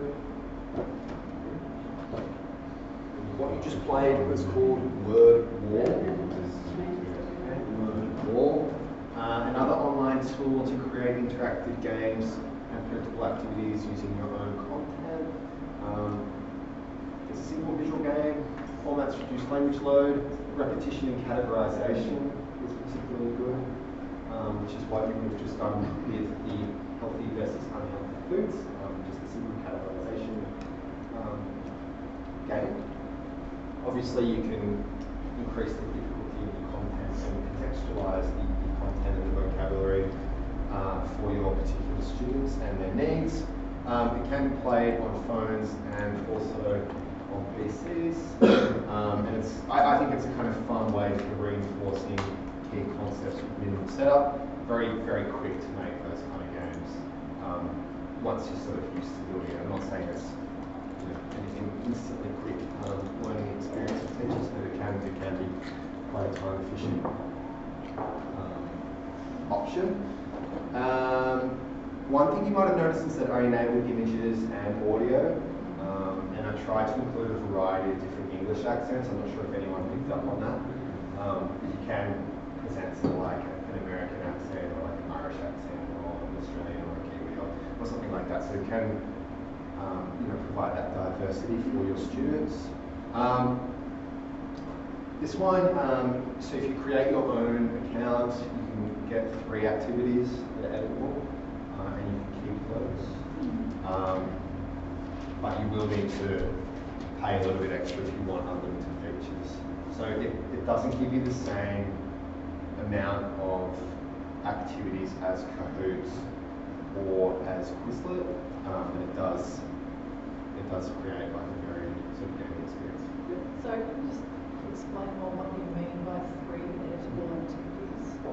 With a free plan, Yeah. or like when you sign up for free, you can make 3 games. So that's it. Yeah. So 3 activities and then you're done. Yeah, free version, yeah. Okay. Yeah. Yeah, which is why it's definitely more limited than Quizlet or Kahoot, but it is something that you can add to your digital tools resource kit. Okay, so that one that we've done, that's 1 activity? Yeah, that's one activity. And you can't change that at all, that's No, you can change it, Okay. it's editable, but you can't create any more than 3 unique activities. Okay. Yeah. So if it's something you're going to be using, I don't know, if it's some vocabulary that you're teaching at the beginning of the course that you will teach again and again and again in different cohorts, Yep. and that's quite good because you just draw on what you want. Yeah, okay. But yeah, to unlock more features and more access, then the pay plan is, there is a little bit more of a paywall, unfortunately, with this one, but it can be good if you are using it on an ongoing basis. Question? Cool. So obviously the game I created there was very, I intentionally made it simple because I wanted to use easy visuals along with, categorization sort of capacity, along with images and audio as well, with a view to support lower literacy learners and scaffold understanding. Always try to model these games with the students as they can.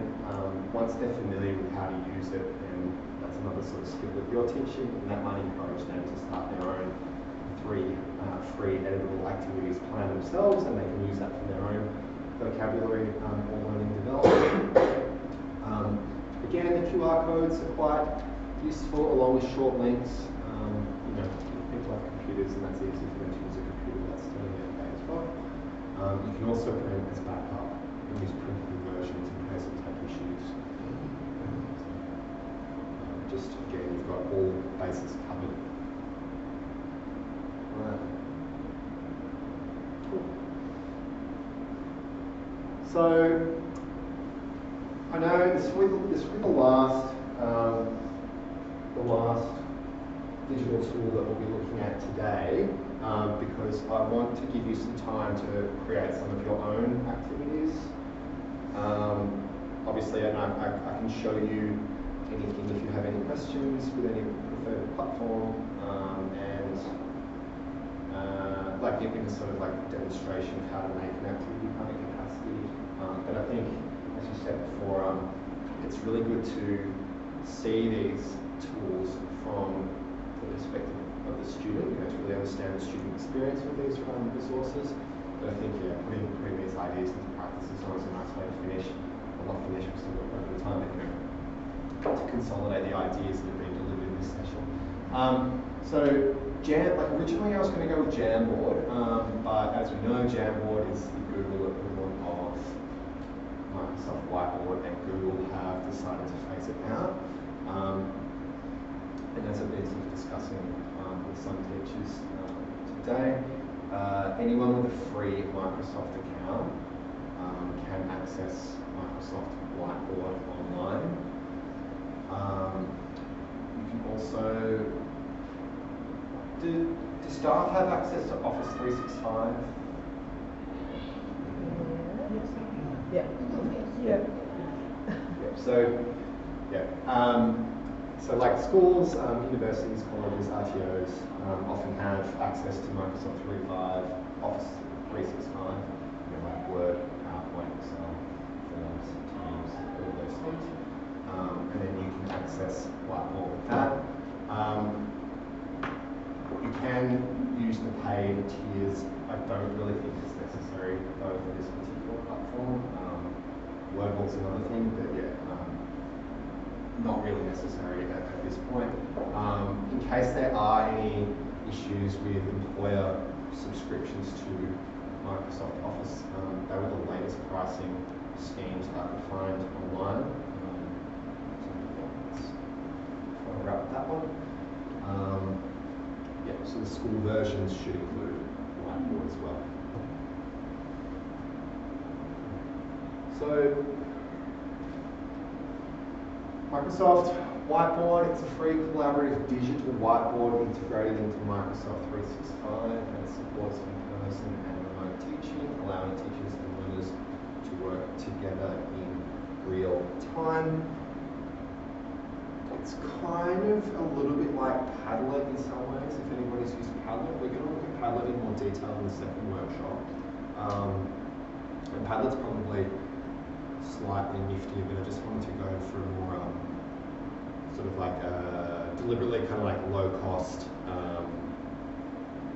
like lower sort of cost approaches for this first workshop. But, I'll just show you.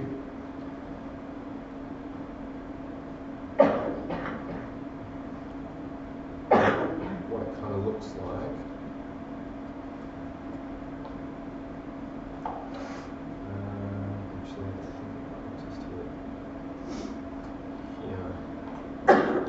So I created this activity.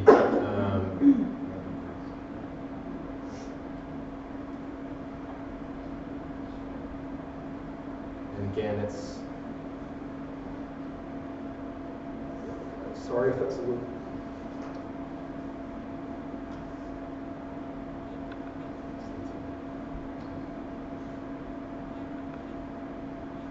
So I created this activity where once you share the link with your students, they're able to contribute to some prompts. Okay? So this is, again, a sort of functional English activity, development, everyday English development, and creatively titled Things I Do Every Day.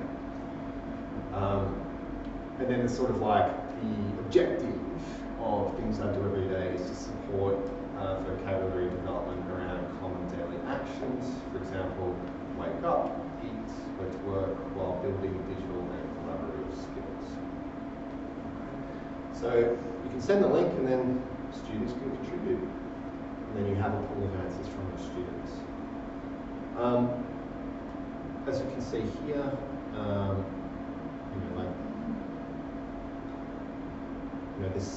that example there was wake up, and then in the afternoon, eat lunch, go to class. In the evening, watch TV, sleep, make dinner, things like that. So what I've done there is provided like a brief example as well, to kind of scaffold the learning, and also I've included a couple of emojis as well, which students always seem to enjoy using. Again, just any extra visual cues can be really kind of helpful for creativity. Just type in something. Yeah, sure. So, what do you do in the afternoon?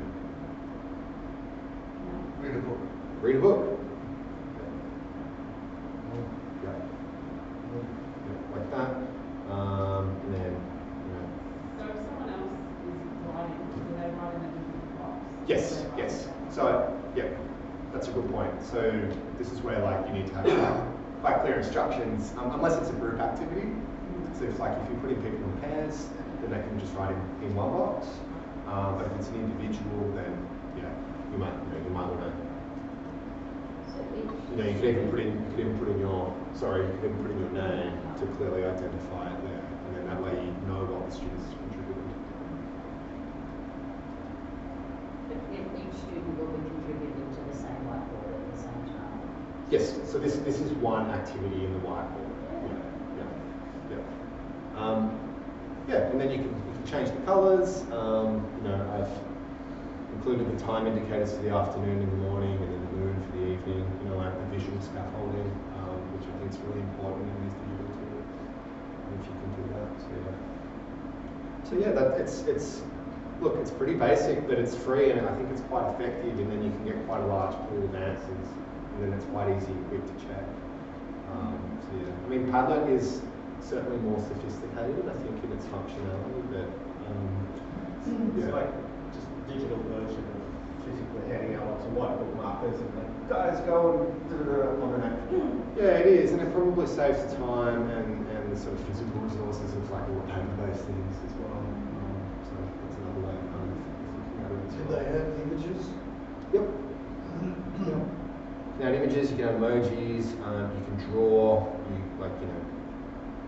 these sort of functions as well. There's a variety of things you can use on it. It's good. You can change colours as well. Sorry, my mouse is got a little bit of a mind of its own at the moment. But that's how Microsoft Whiteboard works.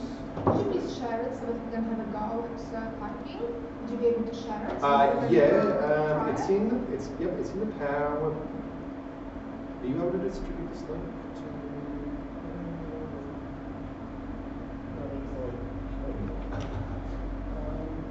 One thing I don't love about Whiteboard is it does rely on sharing. Oh, it's got the share button there. Yeah, it's got the share button. But you can only share a link. Then you'd have to use a separate. So you'd have to have everybody's email. Yeah. No. Can you check the link you talked to There are things that allow. There are function points where you can do that. It'd be an external thing. So, whereas something like Padlet does automatically produce the link. But if you can easily distribute the link to your students through email or through any other informal communication methods or Teams or whatever it is that you choose, then I guess it's creating about, it's sort of creating solutions to minor frustrations. Yep. Does the whiteboard itself have a lot of flexibility in its format?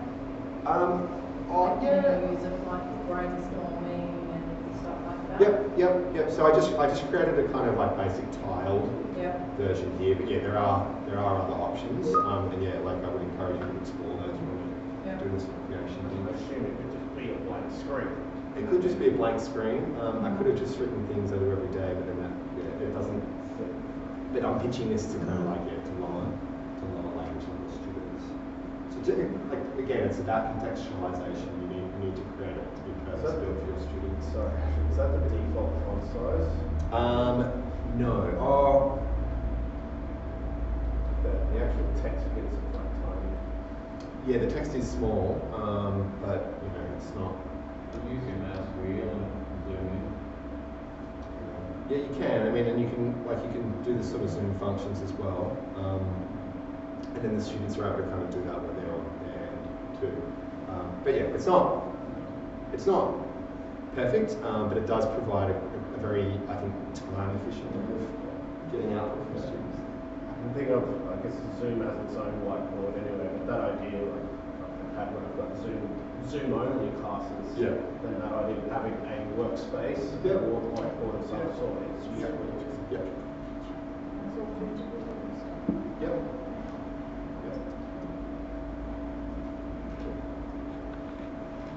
Right, so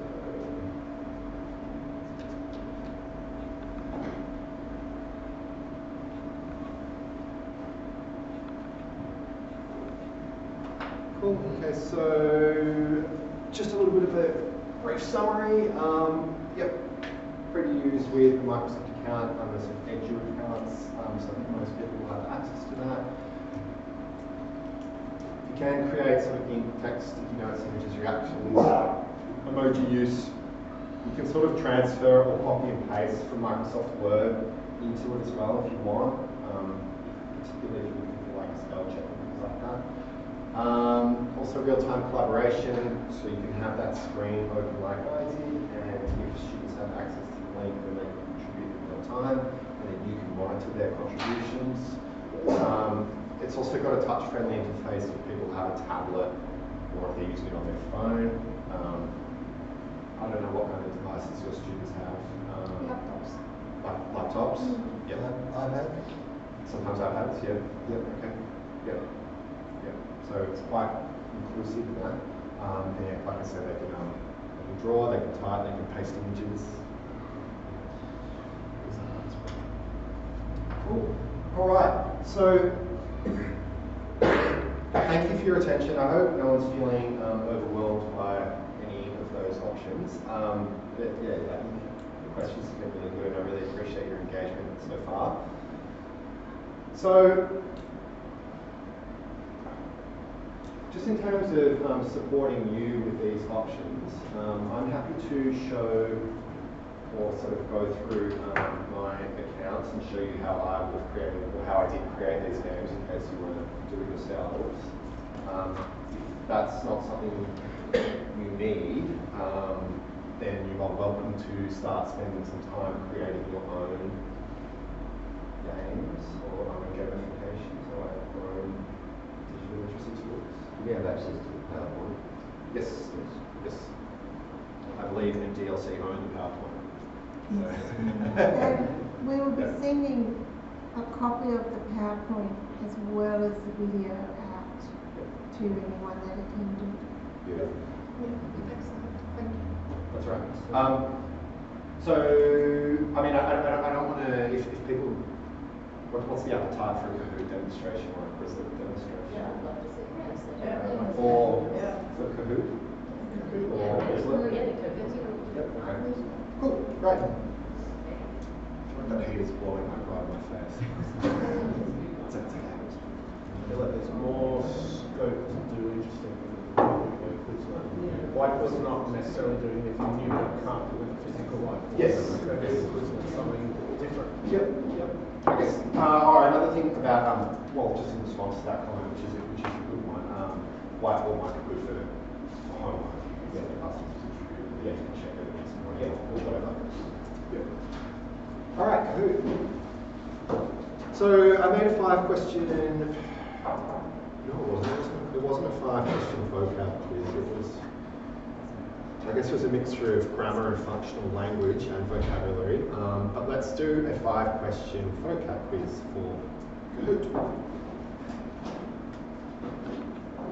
So,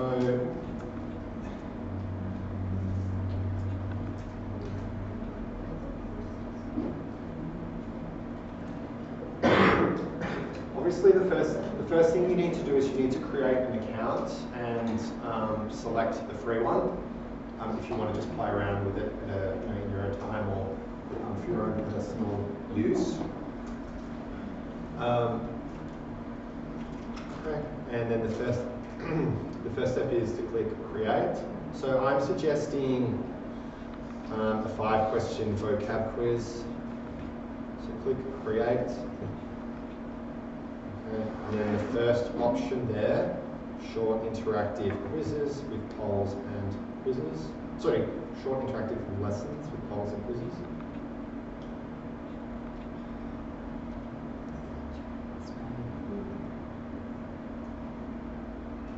Now, if you want to add any existing questions from the PDF, you can.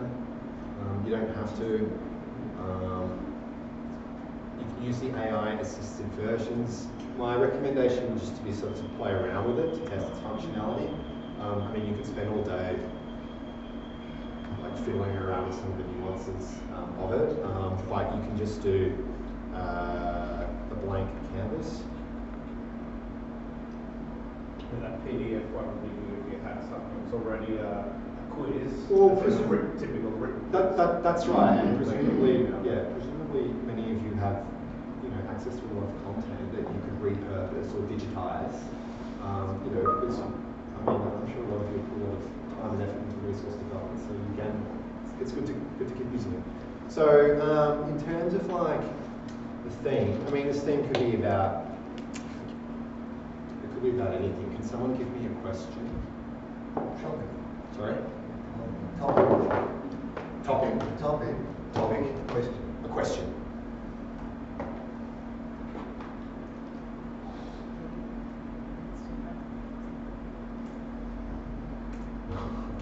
Could be anything. Something that most of us will know the correct answer to. That would be my only. What grows in your garden? Sorry? What grows in your garden? Okay. Looking at the plants. Sorry? I'm looking at the plants. Right. What grows in your garden? Yeah. Okay. Yeah, that's good. That's good because then we can create some outlier questions that are clearly, What type of tree loses its leaves? Oh, that's So that's very a good question. one. I don't even know if I know the answer to that. Deciduous. Yeah. It's my biology knowledge finally coming in. Okay. What is the name of the tree? What type? Yep. You're the content expert, not me. I'm just helping with the question. So, what kind? Yep.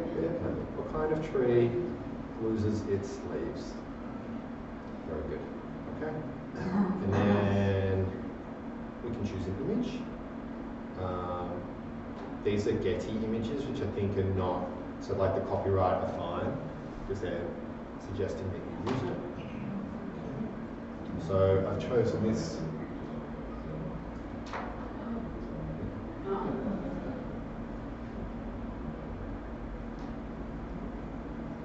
There we go. It's not the best image, but it shows what it means. Okay, so it's creating that visual scaffolding. Could you put your own picture in? You can. Yeah, like if you're a keen photographer or something like that, that's a really good way of combining like, a creative interest with your work as well. I've certainly used my own photos before. I don't really have as much time anymore to do that, but it is definitely an enjoyable thing to do. So deciduous, I don't even know how to spell deciduous. God, how embarrassing. Is it deciduous? D-U. Is that right? Good amber. I don't know, like Evergreen. Evergreen.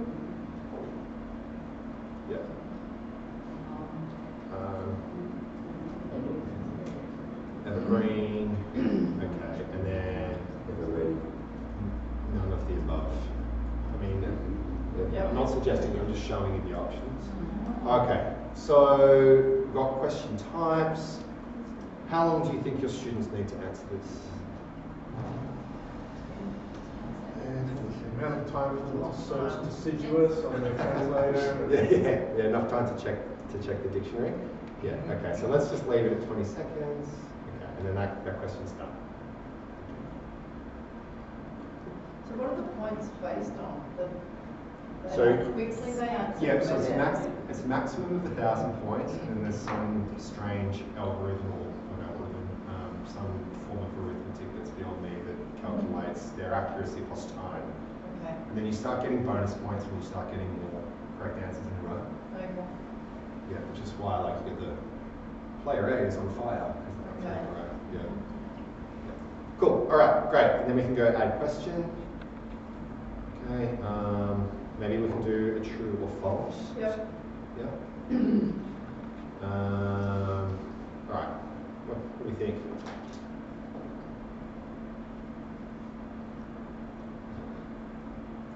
Trees good for the planet. Very good. Trees are good for the planet. Okay, I think we all agree on the answer to that. All right, so then we've got the free images here. Oh, it's blocking me out.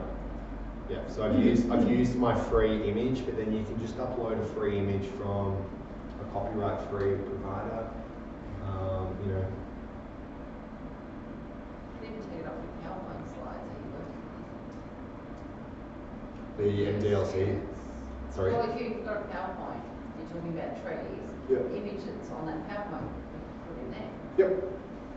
So it's Yep. consistent, and Yep. it'll make it easier because you've already talked about Yep. a tree that loses its leaves. Absolutely. Yep. See it again, it might help you. Yep. So just the one with the getting images, are they back to those? Well, it's not letting me use anymore, but you can use these copyright sort of free images. Some kind of limit there on the number of images. Yeah. Their images. Yeah. But you know, save image. She has a picture of a dangerous little tree that really confused them. You know, save the iStock photo and then upload the file. No, not my passport photo. Sorry. That was me 7 years ago. I was looking much younger.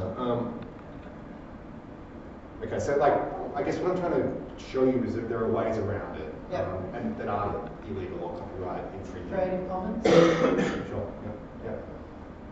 Or your own images, or or a tree emoji. I don't know, like there are lots of different things you can do. Now, trees are good for the planet. I'm going to go with true. All right. Yeah. Let's do one more. Type answer. Capital city of Australia is? Yep.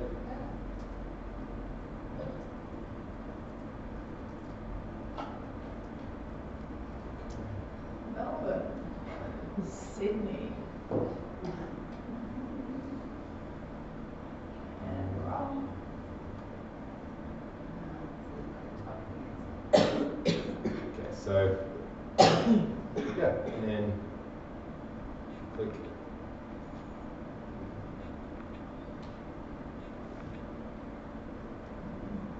Oh, hang on.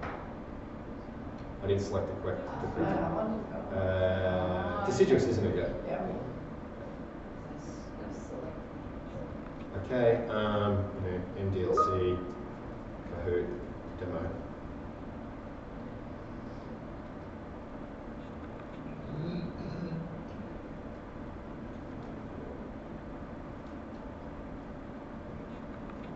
And then that's how you kind of create that, and then then the game's made.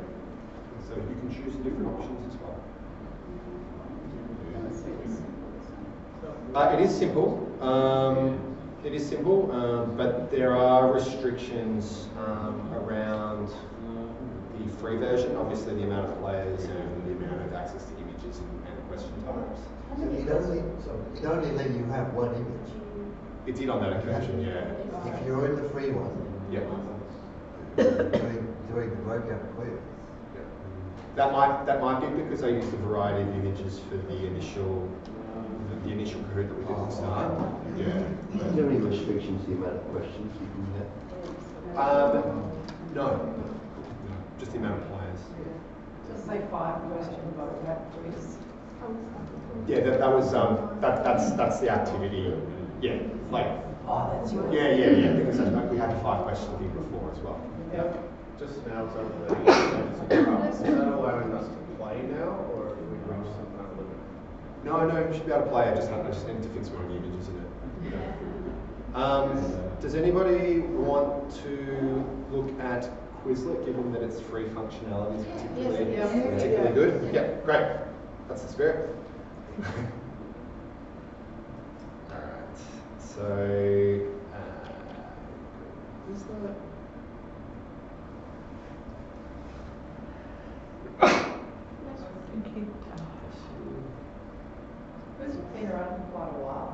Quizlet? Yeah. Yeah, it's been around for as long as I've been teaching. I think it's typically used in language learning and teaching. Yeah, I just think it because. was used by my French teacher. Yeah. It's particularly good for vocabulary development. Tap, tap, tap, tap. And that was used for translation. So, can you put audio on it as well? Yep. Yeah, I can show you that.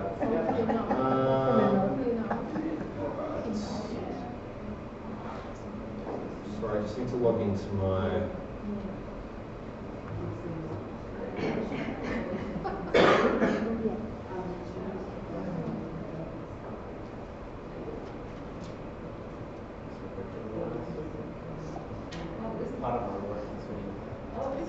Alright, so what was our suggestion one?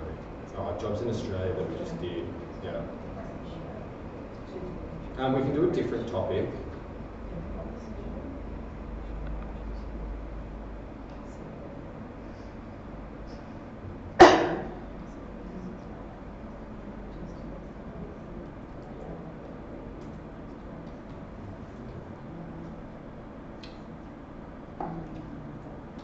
So I'm just trying to create the self.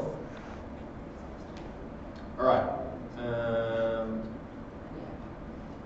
Any suggestions? We can do biology.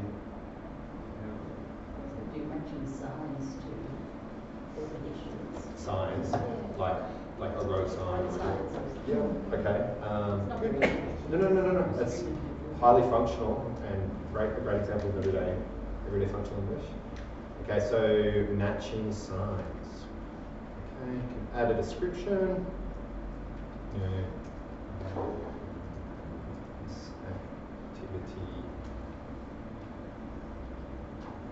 is designed to support learners with common signs in Melbourne.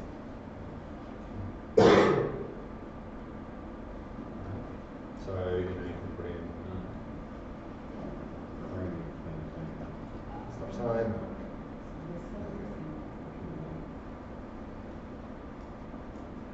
Here, images could be better than the description. Yep. Do we have to have a definition? Good question, actually. I don't know if I've ever thought of it in terms of just definitions, but I don't know, in this kind of activity, obviously, being able to recognise what the sign looks like is more important. Yeah, I mean, it looks like you can just use images. Yeah, that's a good point. Yeah, usually we use usually we just use. Well, I mean, like in language teaching and learning context, usually it's like a written description because we're trying to build language around that. But yeah. Audio on that one. Yeah. Yep. Great, stop saying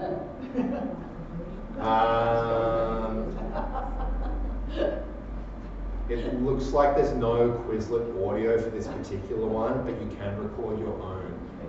Yeah. Yeah. So yeah, you can do that.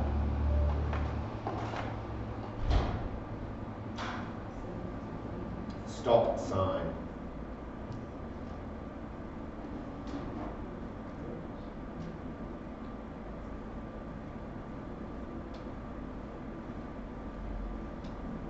Stop sign. Okay. No. So yes, when the Quizlet bank doesn't have it, you can add it. Yep. So there we go. Like you can always. I've never played it with just the images like that. So yeah, there are various ways to contextualize, which is good. You know, another sign. Give way. Give way.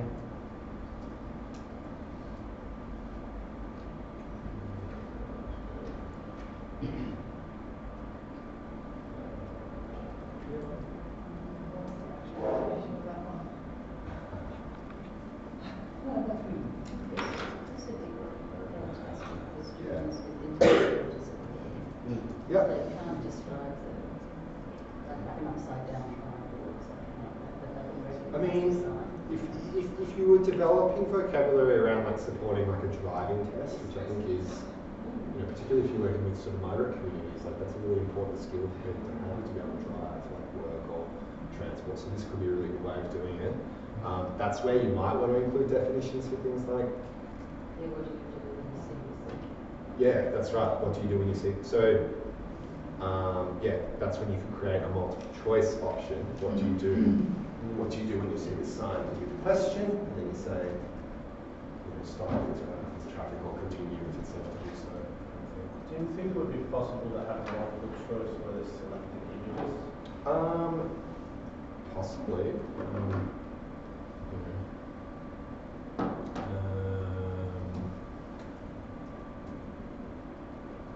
I don't know actually. Almost like which sign would you means to stop?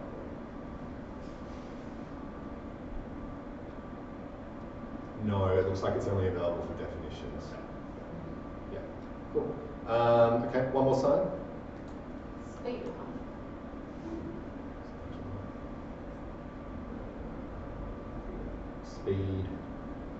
Speed hump or speed bump? Stay from. Speed bump. Speed bump.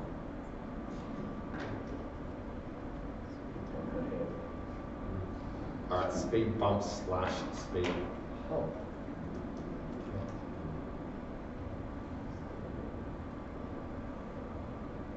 Obviously, English is.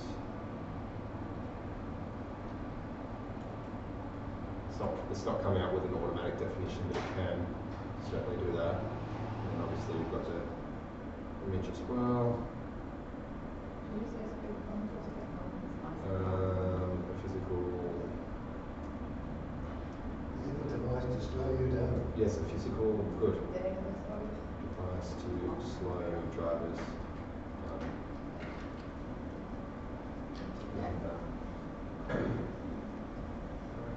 Go. Yeah. Challenge for teenage drivers to see if they can get air. Yeah. Now, one thing is to make it a game, I think you need to have at least 6 questions. So I can teach the vocabulary, but I can't use the game function. Yeah, you have to have at least 6 cards for it to be a game. Otherwise, the game will be really short anyway. Yeah. Like a 3-question game won't be very fun. Yeah. But you know, for purposes of time, because I'm going to get you guys practicing. Yeah. That's how you do it. So yeah, minimum. That's a good reminder actually. Yeah, so minimum 6 cards to play the game. Yeah. Cool.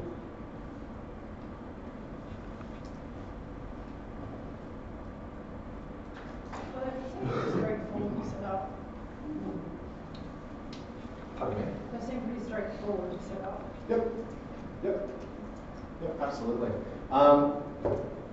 So yeah, I mean, you're welcome to sort of have a look into, because we've got about 25 minutes left, I believe. Am I right in saying so? Yes. Yep. So, just to put this question back to you, a little bit of reflection. What kind of tools would you be interested in using in your classrooms? All of them. All of them? Great. It's very positive. Wordwall looked quite good except for the limitations on the free version. Yeah. I think the whiteboard would be good if you're doing online training as well. Yep. When you have those class discussions, put that up instead of just the chat box. Yep. The whiteboard, you can have that, right, let's go on here and brainstorm or whatever. Yeah, it's a great It would brainstorming. be really good for online training. Yep. I think the whiteboard as well could be a way to get them engaged using their phones. Like you Yeah. could have that up your sleeve as a way, if you're starting to lose them while they're doing whatever, you could pull it out as a way to engage them using their devices. Yes, that's right. So like enabling participation through the phone. Yeah, that's right. I think it'd be interesting to see though how they, is that a hard thing to use on your phone? Whiteboard. Yeah. Whiteboard is probably not, it's probably the least phone-friendly tool of the things I've shown or demonstrated. Yeah. But definitely if there's computer or iPad access, I think that's quite an effective tool. So again, it's like, you know your students and what devices they have. Well, you know better than I do at least. So it's about making those decisions based on what access they have.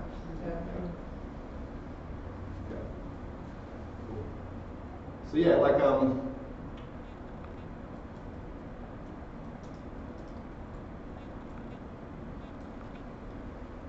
like I was sort of saying, it's about creating those options for your students. So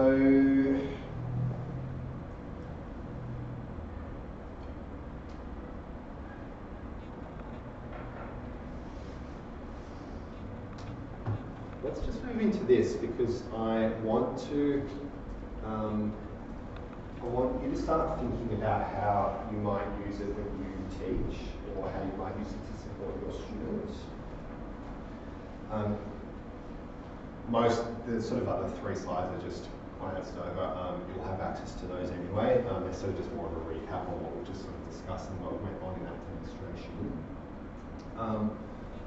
So what I would like you to do now, we probably only have 15 minutes to do this because I want to do a quick, pack down, wind down, preview for the next session, brief discussion. I want you to start thinking about a tool you might use in your class. You can skip section 2, but I want you to think about in your tables how any of these applications, or they could be a different application that you've used in the past. It doesn't have to be what I've just shown you. You can always share ideas. It's not, what I have said isn't necessarily gospel in terms of digital tools. Discuss how this can support functional or everyday English, or how it can support learning in your context. I've just used everyday English and functional English because that's what the examples have been predicated on. Think about how accessible it is. Can it be used online? Can it be used in a blended environment? Can it be used asynchronously, like setting it for homework? Or is it more of a live activity? Think about what skills it targets or your activity might target. How can you make it accessible? Are you going to add sound? Are you going to add images? Or are you just going to make it an image matching activity as well? I mean, it's up to you. Okay. Consider any limitations. Take access, literacy skills or digital literacy skills, learner confidence. Okay. How can you check that the content is accurate? What spot checks can you perform to ensure that? So, over to you.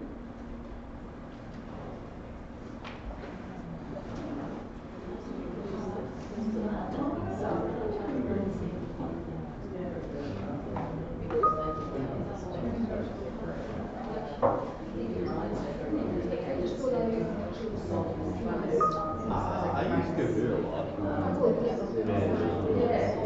didn't like that. Yeah. So you don't want it to look like that. I use that to be Yeah, like, I think I like the concept of the white, especially for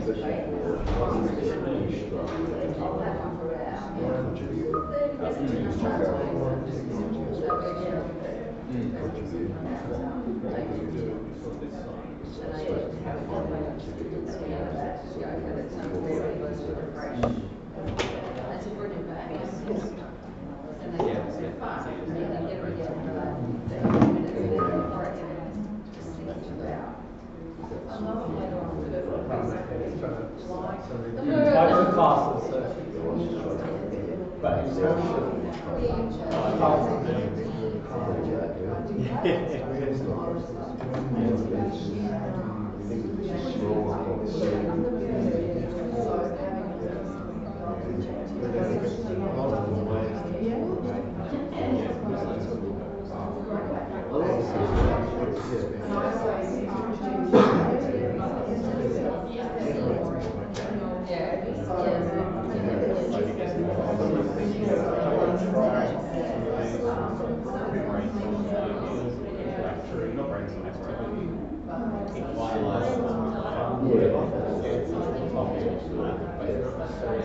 testing them, getting them, now we're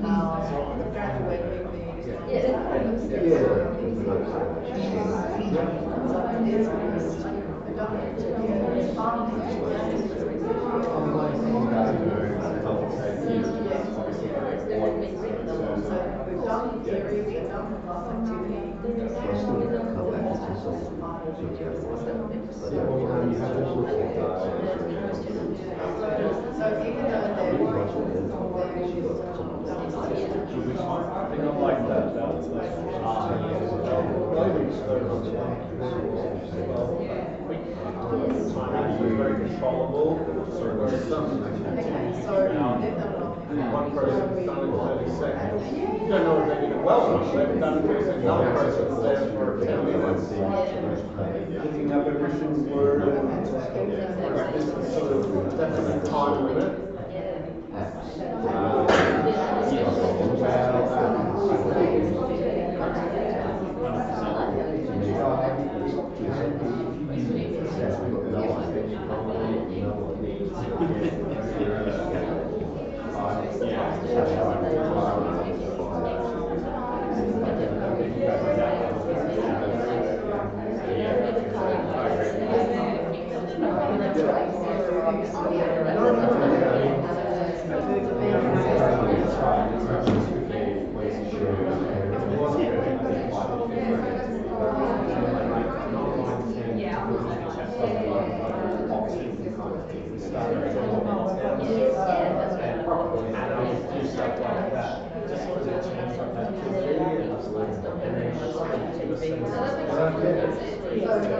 So just like a thing during the discussion, everyone's drawing on their phones. Up here and then you click on the option and see where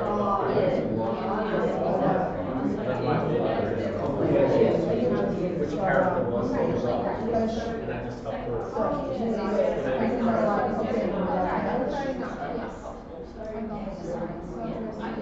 We do different class activities, but phones are okay. I'm really grateful for that. Then I don't feel class.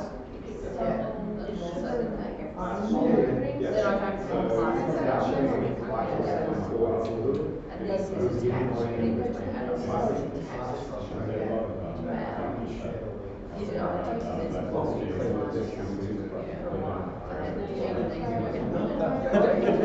That's a good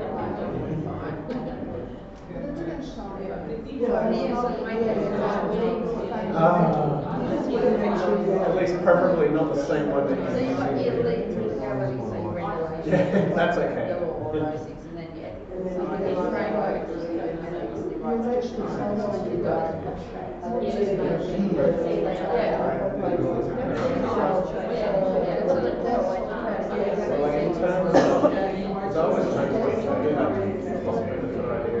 Is this just more effort to make it look fancy on the computer versus just on the computer? Or like to create actual flashcards with time machine?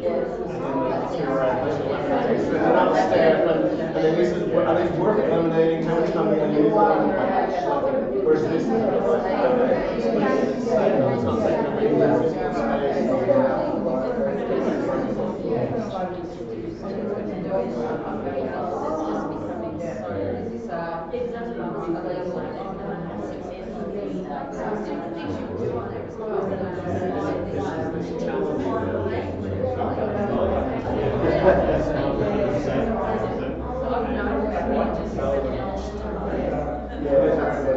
Increasingly, the options of non-smartphones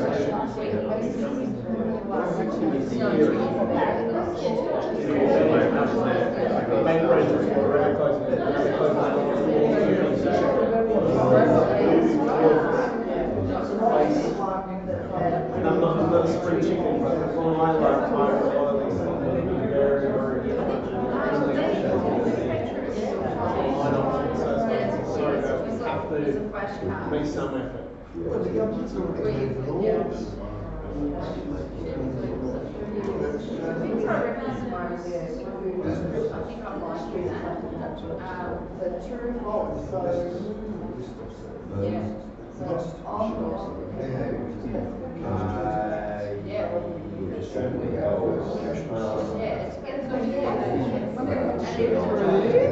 Okay, and we're going to response from Leah for 2 o'clock, so, okay. So I've accepted. Did you like the session? I think you're looking at some of it. Yeah, it's okay. I was actually thinking, at the time. Yeah, I was thinking of them too. Yeah, with their phones. They're very helpful, so just and maybe like the last couple of sessions, like before we wrap up, they could do the fun. Yeah. We'll have a play around at some point. All right, see you on the line tomorrow. Thank you.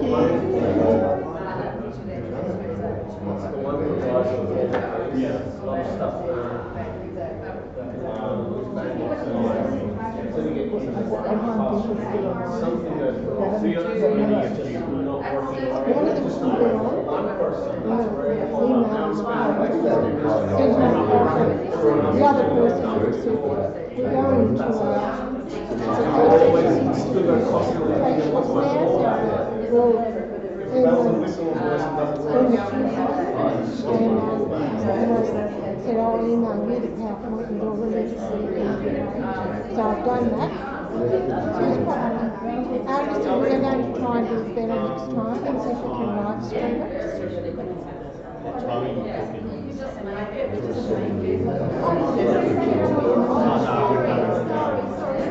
Maybe you did, but I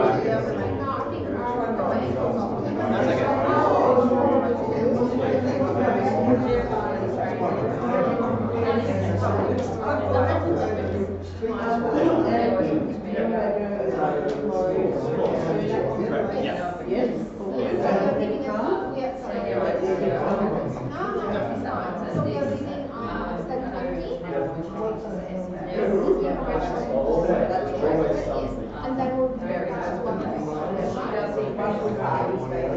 that scary thing that you said about Because there was going to be times after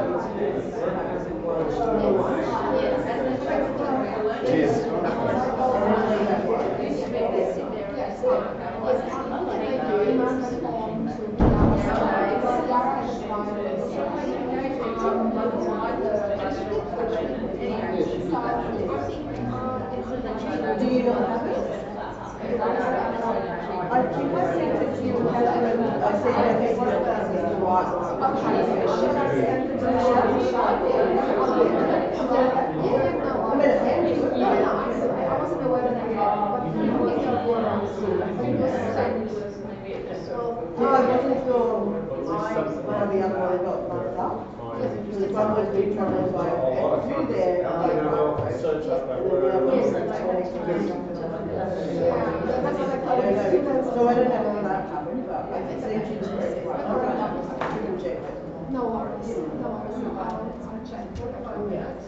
you send me that in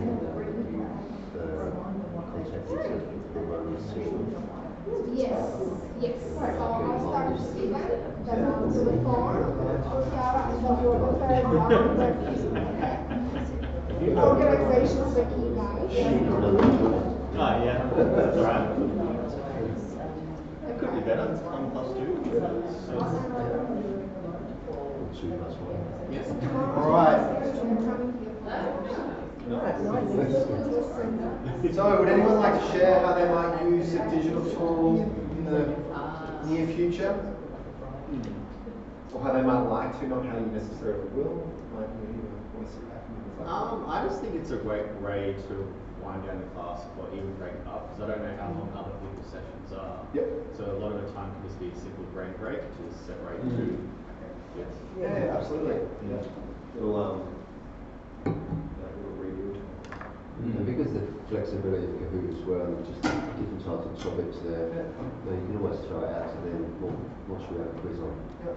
So, Great. I think it's doing like pre-test knowledge without even realising they're getting pre-tested on their knowledge. Yep. It's a fun way. Yeah. For us to know what things not and scared without them realising. Yeah, and it's really important to know where the learners are at. yeah, I used it because I'm implementing the RACS, random access appliance thing, and it was on inclusiveness. Yeah. And when you go into Kahoots, it's always like music 2020 or 2010, blah, blah, blah. And I was going through it and I found one on inclusiveness and they all went, oh, God. Because they probably didn't think how much they knew. And then when we did it, they were banging out the answers. They just didn't realise how much they did know. But because they're so used to it being like music like this, they didn't see it as a tool to actually. So I was quite surprised at that. And I think they were quite surprised at how much they knew as well. Yeah. Great. For me, I was looking at it for a method of assessment, especially using it for some of those really hard to chew and hard to swallow, dry things. That's where you're losing engagement of students. Using Wordwall in particular as a very simple way to look at two particular areas and just look at. So then I was looking at Wordwall and how you can actually use that and take it across and hold that accountability and be able to track that through. So using it for assessment. Yeah, well, it produces scores. Yeah. So yeah, you can use it as a tool for and just for competent, not get competent. So students completed that. Yes. Yes. Competency. Well, that's right. And then you can contextualize the assessment for whether it's like competent or or depending on what the assessment is for. But making something fun or something's very dry. Yes. Yes. Because then we have engagement. well, that's right. We all deal, unfortunately, with dry content from time to time, and we have to. And if we can look at ways to improve that through engagement, through like the overall student experience, I think it's really important for us as well. Makes our jobs more enjoyable, I think, which is important. Cool. Thank you. Okay, so just a little toolkit takeaways. Kahoot, engaging through fun competitive quizzes, great for quick formative assessments. A lot of these can be used as formative assessments, but I think the actual the competency-based assessment is a really promising area as well. Quizlet is great for personalised study with flashcards and games and effective vocabulary building and problem practice as well. Wordwall, customizable, interactive, you can match, you can sort, you can make crosswords. I only showed you one quick matching activity, so I would encourage you to explore that more in your own time. It's flexible for reinforcing grammar and vocabulary as well from a language background. Microsoft Whiteboard facilitates real-time collaboration and brainstorming, and it can also support visual learning and group problem solving. like we've just sort of discussed, these digital tools can enhance engagement and cater to diverse learning styles.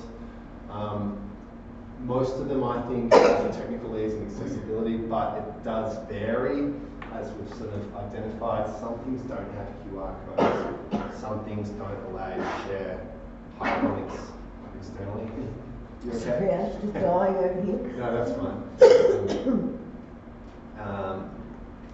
But just, yeah, so long as we're reflecting on the activities we're producing as well, and making sure that our student needs and lesson goals are met. Okay. I would like you to continue exploring ways that you are using digital tools to, in your specific contexts, and reflect on how you can integrate these tools effectively into your lesson plans or your learning activities. You don't have to have perfect activities at this point. It's just about creating and thinking about ways that you can incorporate them, and that can be done through experimentation. Okay. So just a little bit of an overview of the part 2 of this workshop in August. We're going to continue to look at developing learners' digital literacy and language skills, framing digital literacy, learning for everyday functional use. Obviously it doesn't need to be about English language, but it does form a part of it. Going to look at, I've sort of mentioned this to a few people throughout the day, but with more of a specific focus on Padlet, Google Slides, Poll Everywhere, and ChatGPT. And then we will, time permitting, hopefully design a 5-minute micro task as well. Cool. Any questions?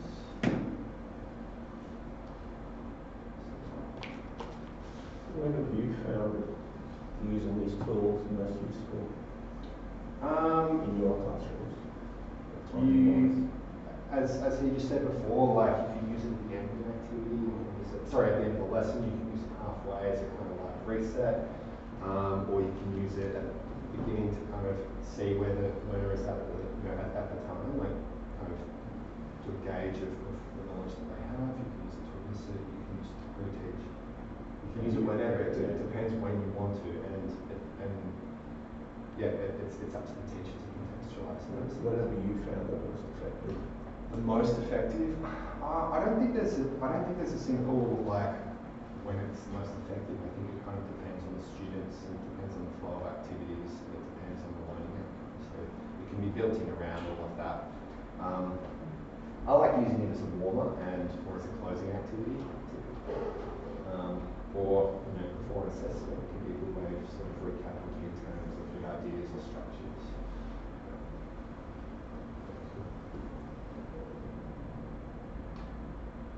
Any other questions or comments? Thank you. Thank you. Ashley. I believe between Ashley and the brunch, it was a good morning, was it not? Very good morning. Yes, thank you. Thank you. Thank you. We've certainly tried our best, and thank you, Ashley. Can we all put together? Thank you. Ashley gave us a glimpse of what he's going to cover at a workshop part 2, engaging digital tools in classrooms part 2, and it is on 12th of August. There is a QR code on your desks if you want to book it that way. Sue will also send you a link. Yes, I'll be sending out certificates of attendance at some stage, and also once we've edited this recording to take out, the bits where people are just chatting, that'll be sent out as well. But with your certificates, I'll send out the PowerPoint. Yes. And then when we've got that recording up to scratch, probably a little bit of video editing first, we'll be sending out recordings of each of the workshops as well. And we are trying to figure out the best way to stream online. We had to go today. Yeah, still I encourage face-to-face. No lunch if you go to no lunch online. And it's very hard to join in the games online. We found that it didn't work very well at all. So, and I think we have some surveys for you to do. Sorry? Yes, surveys. Yes. There is a, yeah. Yes. So, yes, this is, if you would like to do one for me, you can. I've just got some questions about the content I put forward, but this is the post-workshop survey from NDLC. Of course, it's in the QR Yes, code. we'd appreciate if you could complete Yes. this good service so we know where we stand and we can improve. Thank you, everyone. Sorry? Will it do both at once? No, because they're different, No. they're different questions, I'm sorry. No, but if I take a picture, am I going to get both of them? No. Will it confuse the phone if there's two QR codes? It should pre-select the Click on it. first one. And then you choose. Thank It'll you. do a highlight so we know which one it's. Oh. And then you'll be like, no, but the other one. Which is which?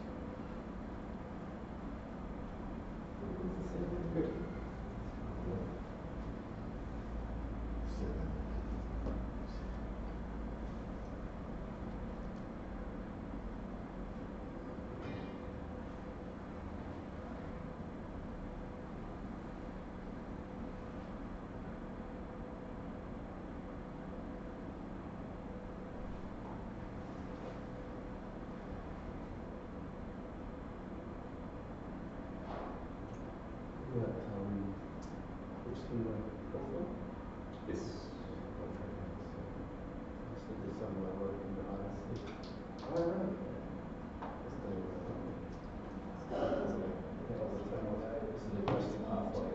Yep.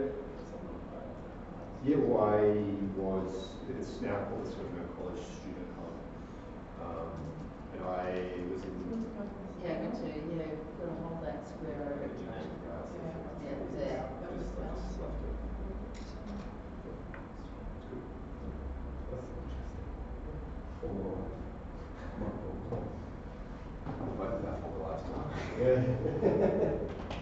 No, it's good. It's just, yeah. I just wanted to see.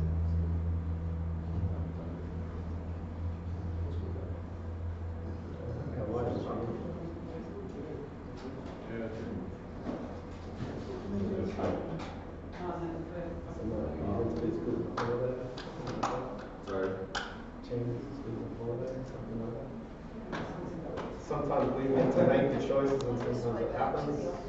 Yeah.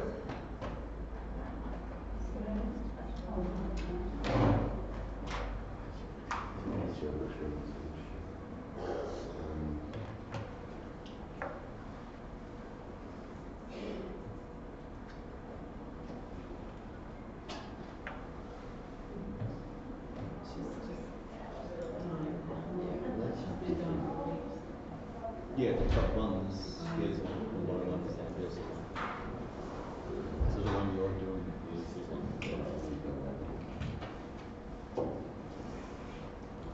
Thank you, everyone. Enjoy the rest of the day. Drive safely to wherever you need to go. And tell your colleagues about this so they can join in next time. Thank you.